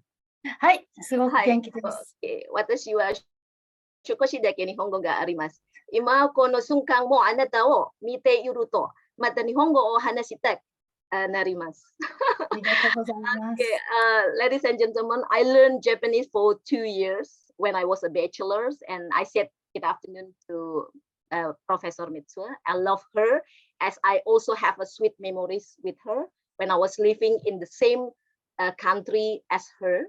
I asked how is she doing today, and as well as looking at her at this moment makes me want to speak Japanese again. Well, Dr. Mitsue, I'll give you the floor in 30 to 40 minutes, sisters. The stage is yours. Please. Yeah, thank you so much. So let me share the screen. I'm not very IT savvy, so I'm a bit worried. I think, is that sharing? And then can everybody see my slide? Yes, it is available. Yeah, and then I try to hide this toolbar. Okay, can you see? Yes. Is that okay? Yeah. Yes, okay. So yeah, somehow I can't see anything else, just my PowerPoint, and so I hope everybody's okay. But I can still hear you, so please let me know if something's wrong going not right now. So thank you for having me, and good morning, everybody, my friends in Indonesia. It's my great honor to be at your very big morning webinar. I am very overwhelmed by the number of the attendees. And so my name is Mitsue Tabata-Sandom. I work at Massey University, Auckland, New Zealand. And then I want to thank you, Dina Rosanti, and then the committee member of this webinar for including me. It's again my great pleasure. So today I want to talk about with the title, how does extensive reading influence to English learners? So first I have to tell the findings of my research, last year's research. I have already presented this research at the recent Extensive Reading Around the World Congress, online Congress, but please allow me to present it again. But today, I want to tune the content of my talk into the perspective of English teachers. I think most of you will be, or already are, very responsible and passionate English teachers. So my orientation today's talk is like focusing on English teachers. Okay, so first let me introduce this very important book. So this book is very important for L2 English teachers or any L2 teachers.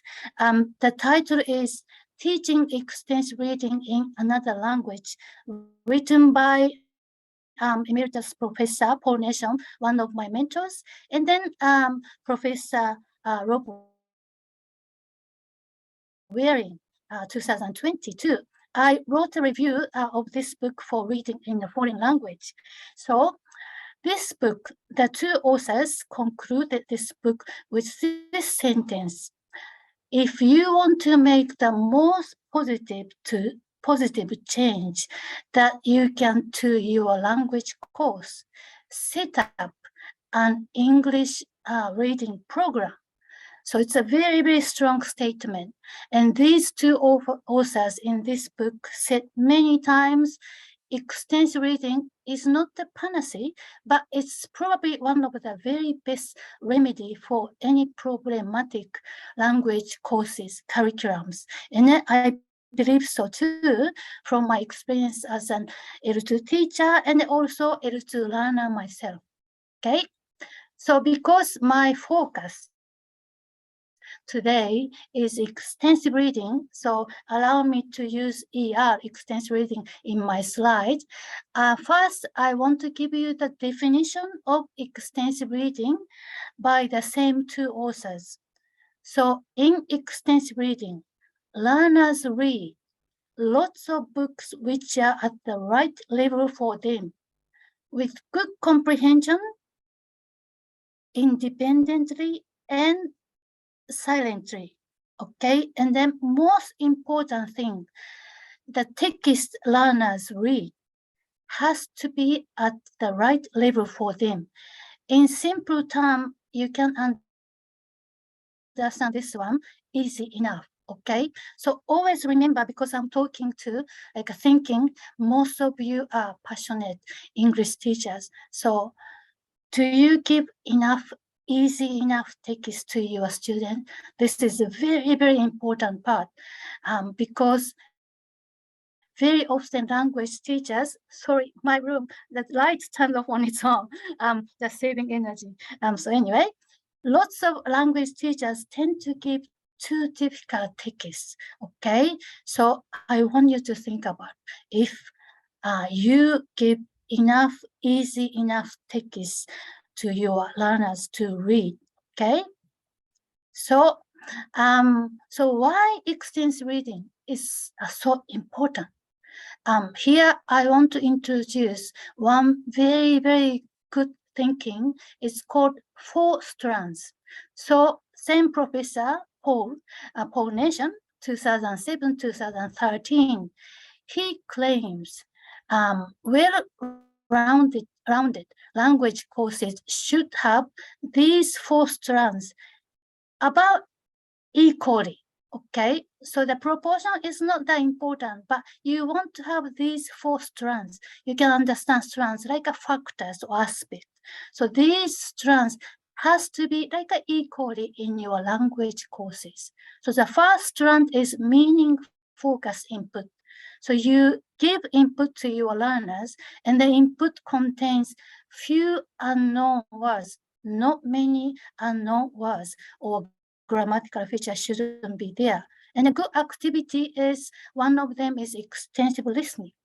And the second strand is meaning focus output. So you ask your learners to output something, but you don't ask them to use difficult words, difficult grammatical structures. So output requiring few unknown items, and the good activities for this strand is conversation activities, writing short text freely, okay? And then next one, language focused learning. I think this is the thing many language teachers emphasize too much. So what is it? Deliberate intentional learning, okay? So typical activity is study from language textbooks. So we spend so much time on this one. And then another activity is word card vocabulary learning, like a flashcard vocabulary learning. Okay, and then last strand is fluency development. This strand is lacking in many language courses worldwide. And so in this strand, students focus on meaning, and then they don't need to use unknown items. They don't need to take in unknown item. Everything they should know. So good activity for this strand is, for example, speed reading and 10-minute writing. So you are not seeing extensive reading in this table, but important thing here is many language courses, many language teachers spend too much time on this third one, language focused learning, which is a very, very big mistake. And then the things missing, extensive reading goes here. Extensive reading can play a big part for meaning focused input. And if you make extensive reading easy, extensive reading can be a very, very big activity for fluency development. So this four strands thinking conception is a very, very useful thinking for curriculum designer or teachers who go to classroom. So please remember this one. This is a very, very good thinking, very, very good conception to have a very balanced language teaching, language courses. Okay, so based on this thinking, I want to present my own L2 English extensive reading study. So first, my study examining whether online extensive reading through a website, extensive reading website called X Reading, is beneficial for advanced L2 English learners.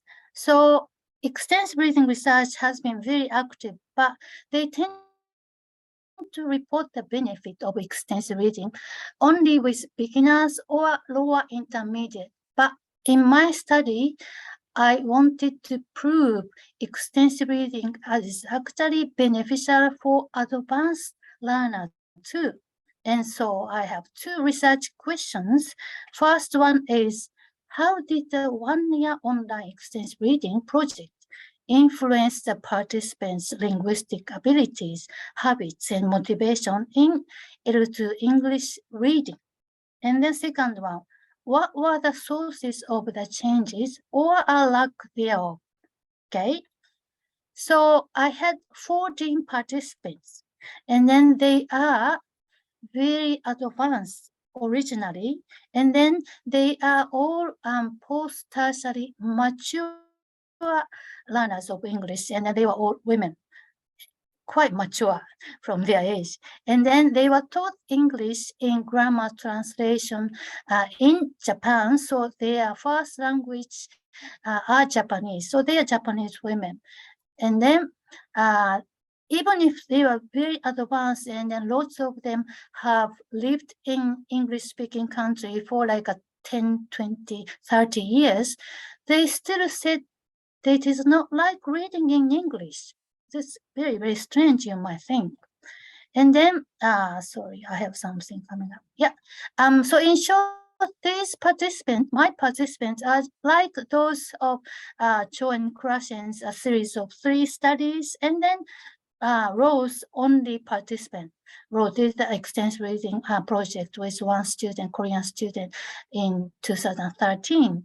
And then most important thing is, even if they were very advanced, the participants said they had a psychological war against reading in English.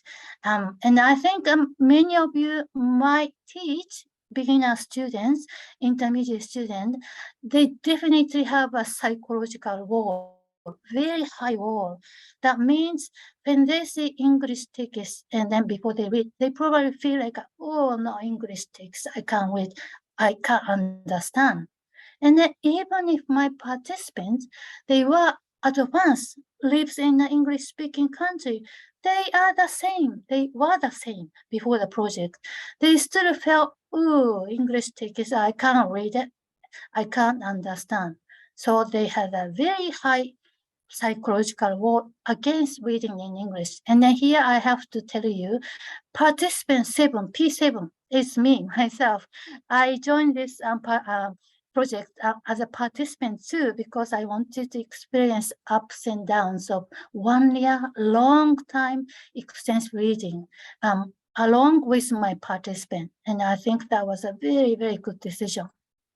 So I use online extensive reading website X Reading, and then the participant conducted extensive reading using this website for 1 year. They actually could use the account for more than 1 year. Very, very kindly, the president of X Reading, Paul Goldberg, he offered more than 1 year. And then this is the image of my student account on X Reading. He gave me a teacher's account so I can monitor my participant reading behavior. But he also gave me a student account so I can see how students use. So that's one of the reasons I thought, oh, why don't I join as a participant as well?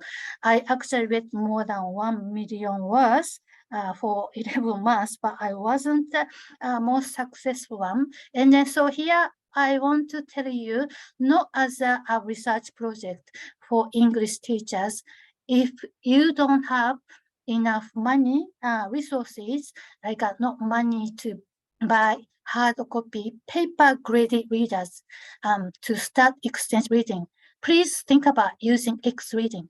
Many people think reading has to be done with paper. Now, it might be a little bit old-fashioned idea.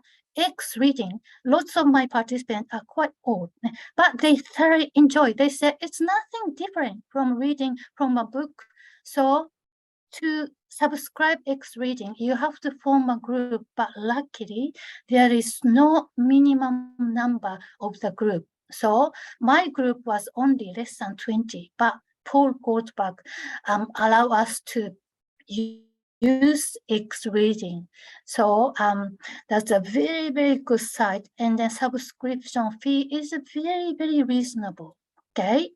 So I use lots of interview. I conducted lots of interview, post project interview, and I did the same thing. And because I have seen the difference before the project and after the project, and then I did these tasks, and my participants had to work very hard, almost 2-hour interview. And then I might have to explain about one task, a metaphor illustration task. I'm into metaphor analysis for the last 3-4 years. And then so I asked the participant to do this one, complete this sentence. Reading in English for me is like, and then they have to put the metaphor. Strictly speaking, it's a simile. And then they have to give the reason, because. And then I also measure their pre and post project vocabulary size using vocabularysize.com. And then I use 2 speed reading articles, materials constructed by Sonia Millet. And then because that was 1 year, so I conducted 4 more interviews. Very, very busy, long time. And then I asked lots of questions I detected in their journals. And then I asked the participant questions I gained looking at their reading record available on X Reading.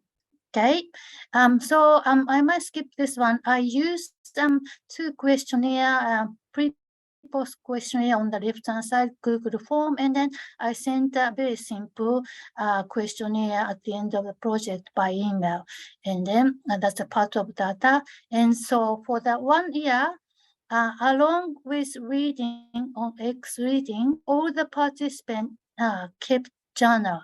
And then more than half of them kept a very detailed journal. So this is just a little bit a small image from participant 8 to participant 4. So I really appreciate they spend lots of time. Okay, and then so participant kept entering comments in their journal for almost 1 year, more than 11 months. And then their comments are very different because I didn't ask them to do anything. Okay. So lots of them decided what they write. But mainly they wrote about their reading process, or usually about the content of creative reader, the books they read, like a book report, but because it's a voluntary thing, there is no word limit they have to write. So I think they enjoy writing this one like a diary, because they didn't have to write every day. So anyway, to respond to such a great effort of the participant, I sent an individual weekly email from January 12th to January 22nd, from 2021, January 12th to 2022, January 22nd. So more than 1 year, every single week on Wednesday. So this is again my message to English teachers or any language teachers. This kind of support. So Dr. Stephanie Rummel said feedback. She talked about feedback. So it's like a feedback. It's very important to show you are looking over very compassionately your learners learning, and then you have to show it, and the student have to feel, oh, teacher Mitsue is looking at me, not everybody else looking at me, because it's individual email. So everybody thought, oh, it's coming to me, not to all of us. So what did I write in this individual email? Because I was reading together with them, so I put my own book recommendation in Japanese, as you can see in the image. And then also I put individually tailored encouragement. So as I said, I can see each parent reading behavior or progress or non-progress on X reading. So before I sent weekly email to one person, so altogether 13 of them, I checked out their at least like last week reading record on X reading. So it took me a long time, and then I noticed, oh, she passed 500,000 words this week. And I said, congratulations, you passed 500,000 words. And of course, some of them were staggering, very, very, stopped and then getting like, oh, I want to stop sort of thing. And I said, oh, it might be busy, you are. So why don't you just pick up something short? One of my recommendations this week is quite short. So some like a comfort, and so the student feel I'm looking at each one of them. I know you have lots of students, not like my participant, only 13. So, but still it's very important for each student to feel my teacher is looking over my study very individually. So you have to be strategic. Okay, so you can try to do maybe making one group. I might put the comment, this group's student individually, but other group, I might just send the overall emails. But yes, over a long time, you can try to contact with each student, and the student will really appreciate, I think, because my participant did. So anyway, these images allowed to use, thanks to Paul. He allowed me to use any image of X reading. He's a great guy. Okay, and then here, I think Indonesia, I have a very, very high respect because Indonesia is a hotspot for extensive reading. So I think everybody knows this word, but just in case somebody don't know, graded readers is a book which is typically used in extensive reading programs. They are the books graded lexically and then grammatically. Lots of people say simplify, but some graded readers are so intriguing, very, very well written. So you might want to find out what I had as a finding. So vocabulary finding size statistically significantly increased from 7,081 to 8,481. And then so is reading rate gains statistically significantly increased from 123.8 to 153.2 standard word per minute. So how fast native reader can read, English reader, they can read, it's very depressing number, even more than 250 standard word per minute, but 153.2 standard word per minute is actually quite good gain. And then I calculated the effect size because my sample size is very small. Anyway, as I explained, I had lots of qualitative data from journal, lots of interviews, and then reading record, and then 2 questionnaires survey I can compare before and after. So lots of qualitative data taught me, sort of gave me this kind of finding. So first, comprehensibility of graded readers on X reading enables the participant to establish L2 English reading habits very quickly after the project started. And they experience the reward of success because they can read English books from the first to the last, and then they feel so cool. They feel very successful. This reward of success is very important for L2 reading. And then also, all of my participants started reading longer and higher level graded readers in the second and then third months of the project, getting very ambitious. And they found those graded readers more intriguing, more like, interesting and mysterious and fun to read. And then these higher level graded readers actually gave the participant flow experiences. And then lots of them said L2 English reading became just like their L1 Japanese reading. It's very amazing. I was very, very rapt to find out. But as teachers, we have to think about it. If books are easy, is that enough? If books are interesting, intriguing, is that enough for learners to keep reading for a long time? Okay, as L1 reading, it's actually not, because the Berg, Hirabe, and Feriok 2013 and then Kirchhoff 2013, they said even if learners have a good individual reading experience, reading one book, very interesting, that doesn't guarantee for them to keep reading for a long time. Okay, so I want to raise 2 factors why my participants, including me, was so successful. So you are looking at the table, and then green number, they are all more than 1 million. They are the what the participant read.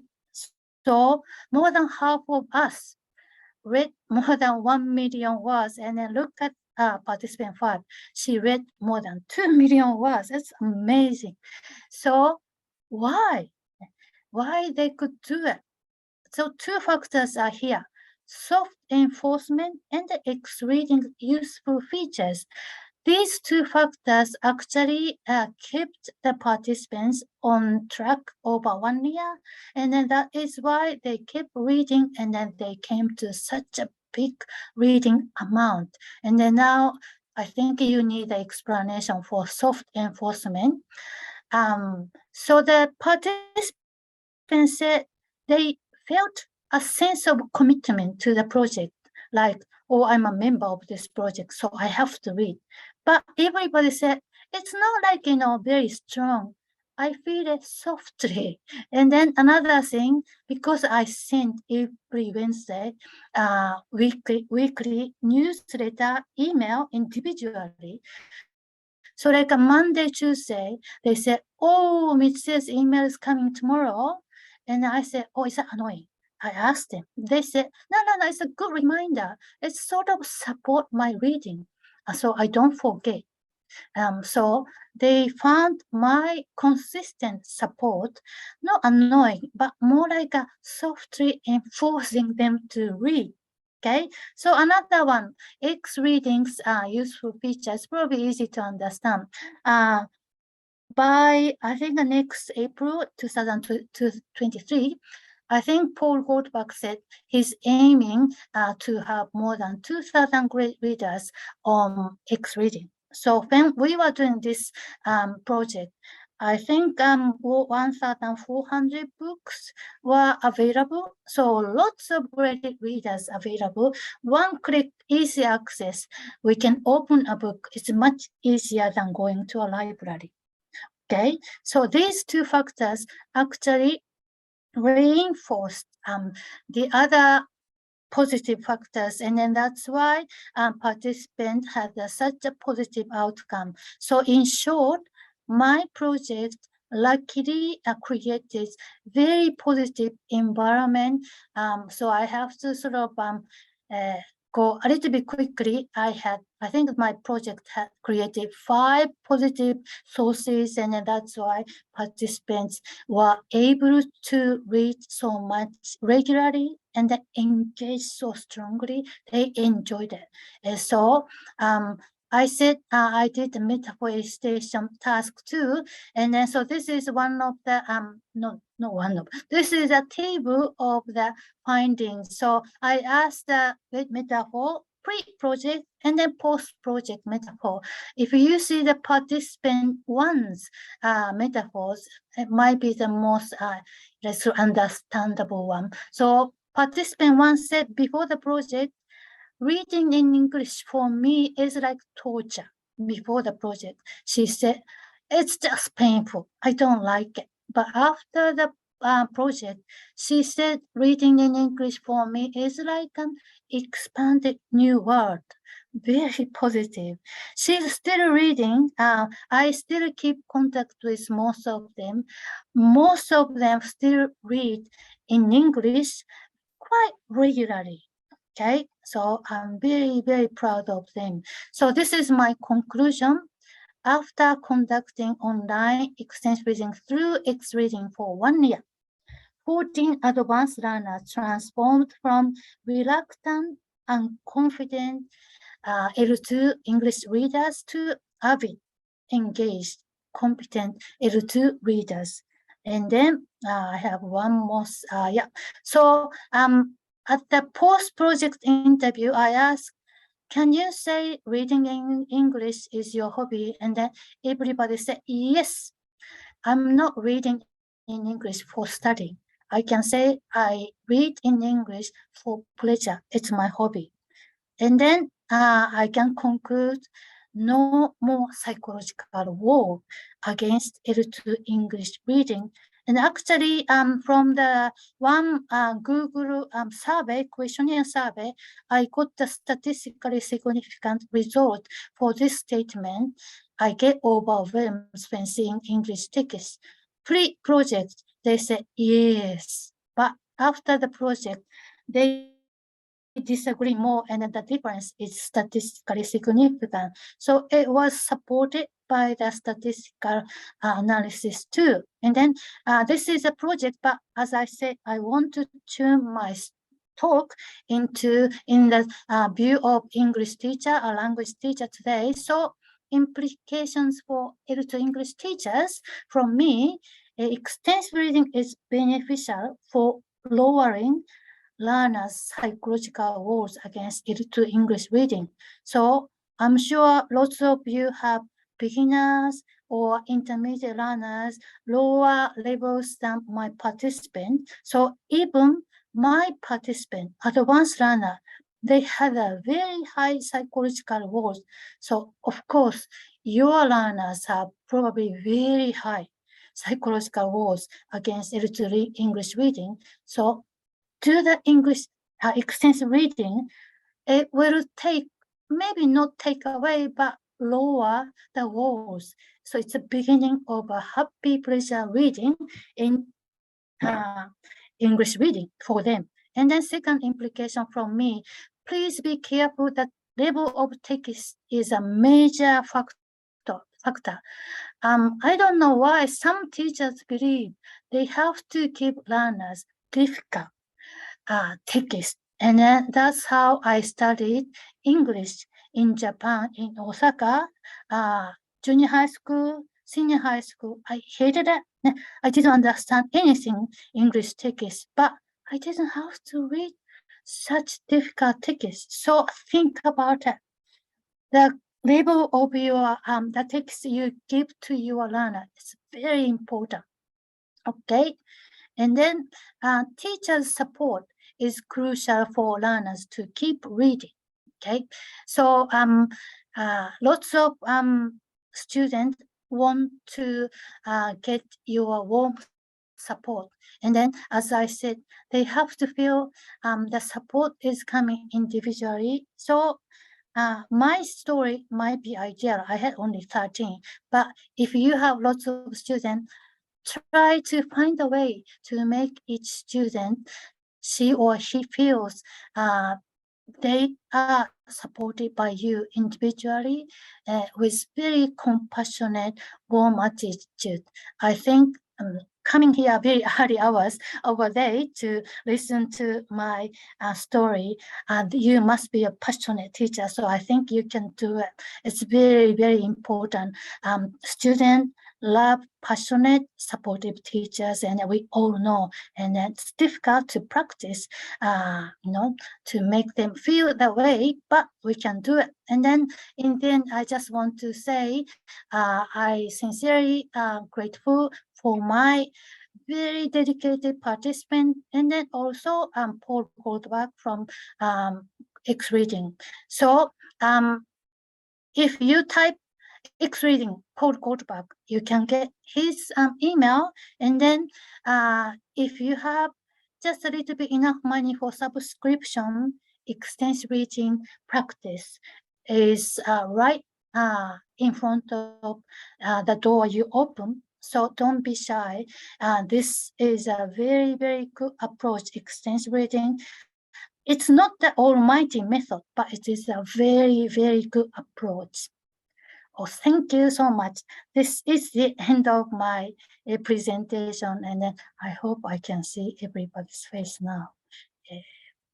Okay.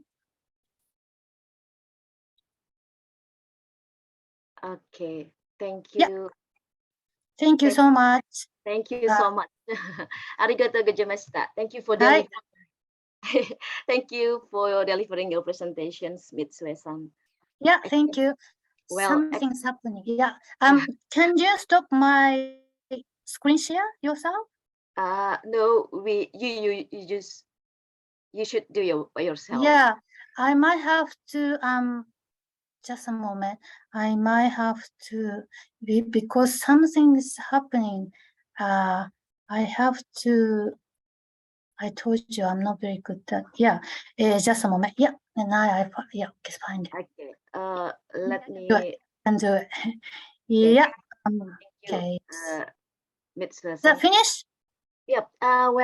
Extensive reading, ladies and gentlemen, develops learning autonomy. There is no cheaper or more effective way to develop learner autonomy, to be honest. Reading is by its very nature a private and individual activity. Extensive reading offers comprehensible input, and then reading is the most readily available form of comprehensible input, especially in places where there is hardly any contact with the target language. Also, I'd like to say from the perspective of Sister Mitsue that extensive reading enhances general language competence. Extensive reading helps develop general word knowledge, and many, if not most, students have a rather limited experience and knowledge of the word they inhabit, but cognitively and effectively.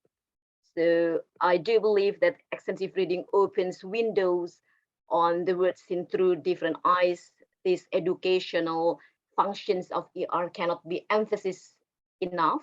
So ER extends, consolidates, and sustains vocabulary growth, as well as helps improve writing. That gave a feedback also, like what Stephanie said before as the first speakers.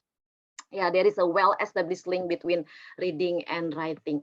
Well, brothers and sisters, ladies and gentlemen, all right, we have listening to each speaker from Stephanie and then Sri Devi and also Mitsue Tabata-Sandom. There is still time, I think. We will open a question and answer sessions. Kindly feel free to text me on our chat box, or maybe you can raise hand, but wait a moment. I give only 3 opportunity, I think, yeah. Excuse me, Gina-san. Yeah? Sister Gina. Yes. I have a lecture soon, and then so if anybody has question, I don't want to be very rude, but Yeah, okay. yeah, Okay, yeah. I think you have a, wait a moment, you also can check on your chat box. I would like to read it. Wait a moment. This is from, okay, hi guys. Okay, now okay, I see them. Okay, thank you. The first questions, yeah, miss you too, guys. Thank you so much. We'll back soon, yeah, inshallah. Well, question number 1 for Stephanie. Writing feedback is great. What's the biggest concerns that you had at that time? I will forward to Stephanie, because Stephanie right now doing her meeting with the university. I will let her know as soon as possible. And then the second one for Sister Sri Devi. Dr. Sri Devi, this is for you. Why technology is one of the key factor of communication skills? And then for Dr. Mitsue Tabata-Sandom, as for extensive reading, how effective is that for native speaker? Thank you. You're welcome, guys, from Monash University in Australia. Dr. Sri Devi, are you with us right now? Excuse me. The committee, would you like to assist me? Is there Sri Devi here? Let me check. Dr. Sri Devi, or maybe Sri Devi already doing something also, yeah? Hello? Hi. Yeah. Can you repeat, please? Okay, wait. The question is for you. Wait. Why technology is one of the key factor of communication skills? Okay, actually, it's a very good question. So nowadays, this is a mental of learners that we don't have reading habits. Okay, I told a reading skill could improve your communication skill. It will strengthen your communication skills. But the thing is, most of us, we are reluctant to reading, right? At the same time, if it is a video, if it is a video in YouTube, otherwise a talk it through YouTube, it's easy for us. So this is the main reason why technology is a key factor.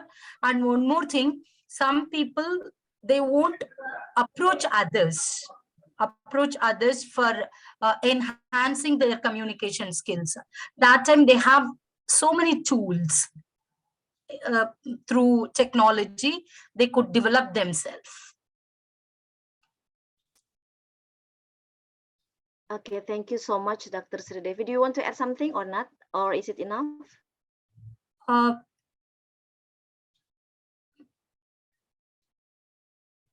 Okay, thank you. Thank you, Dr. Sri Devi. And then for Mitsue Tabata-Sandom, sister, this is your question. As for extensive reading, ER, how effective ER is that for native speaker? Yeah, thank you for the very good question, because that's actually topic of my next year's project. And then actually I spent lots of time to find the article about extensive reading used with a native speaker. There are many articles. And then when you think about it, the vocabulary native speakers learn when they grow up, and it's quite much bigger than second language learners. And so I'm not sure until I do the project. So the project I'm doing, I was invited by a foundation course university teacher, and then she said I can ask native speaker New Zealanders who didn't develop language reading lab in English, their own language, and then fluency. And I said, but they speak perfectly. Yeah, they speak perfectly, but lots of my students, they cannot read well, but they still want to come to university. Yeah. So, okay. And then she said, any English, any, like, I don't care, simplify, or I don't care about authentic. If it's an interesting thing, I think that will be beneficial. So I'm going to do that, but I really have to find the article.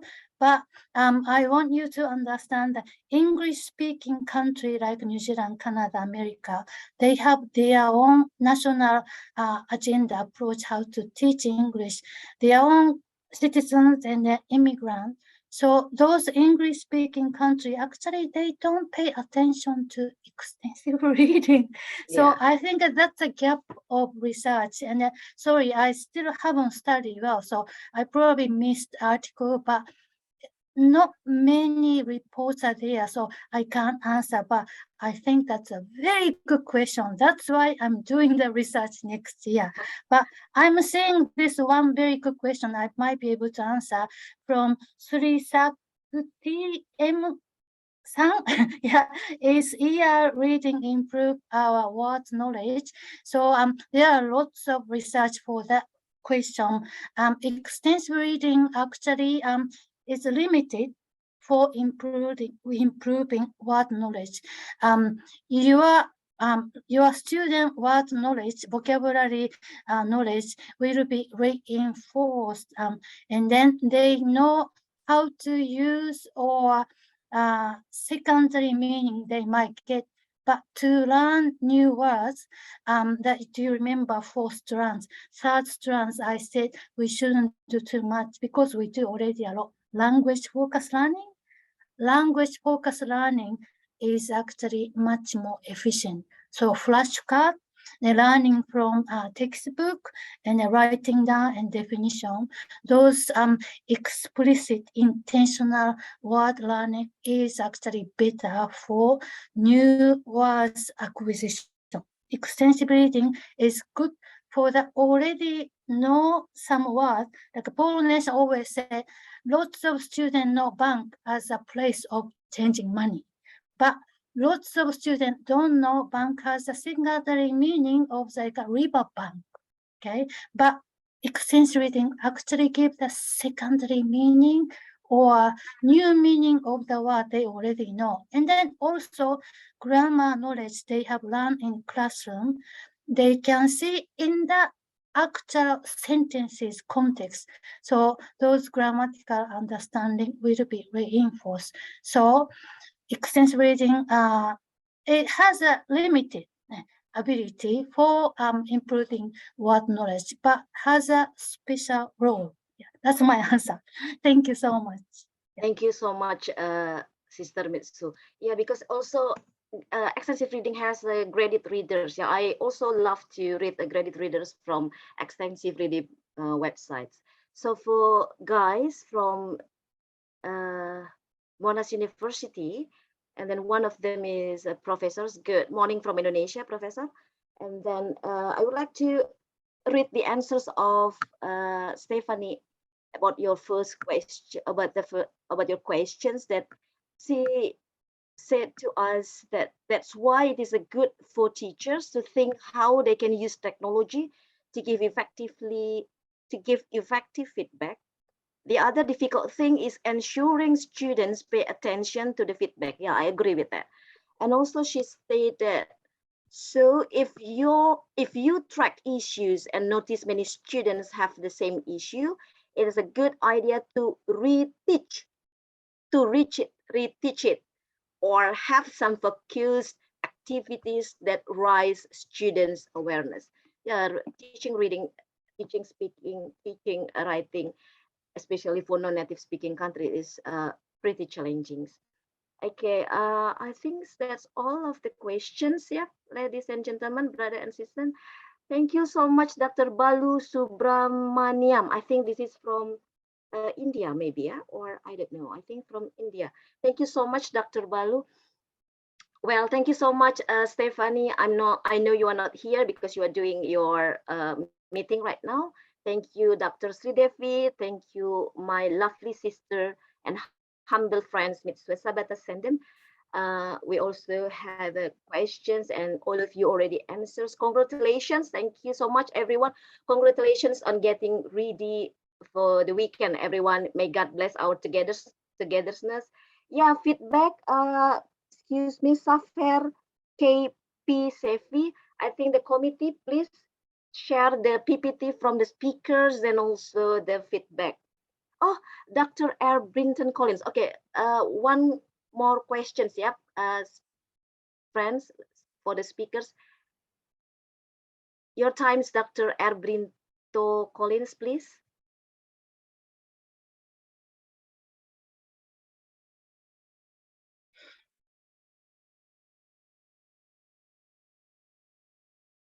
Yes, Dr. Brinto, or you just slip fingers, maybe? I don't know.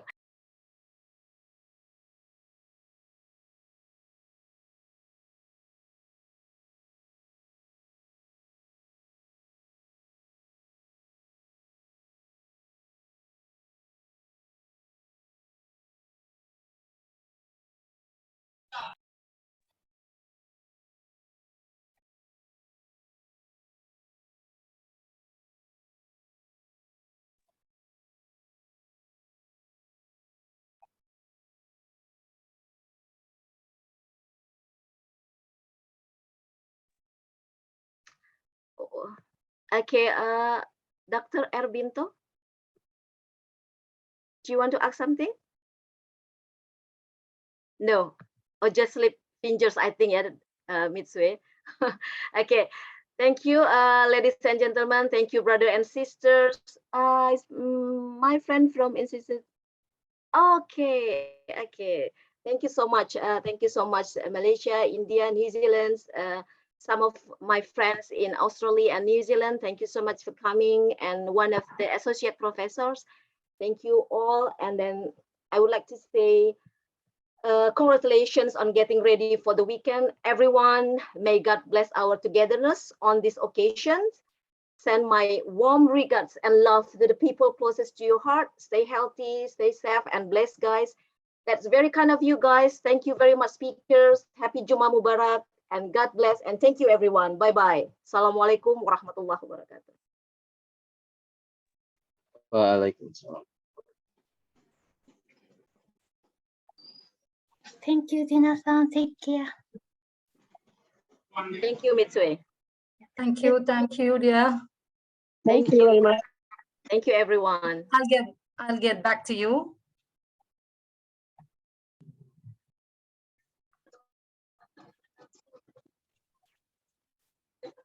Goodbye, everyone.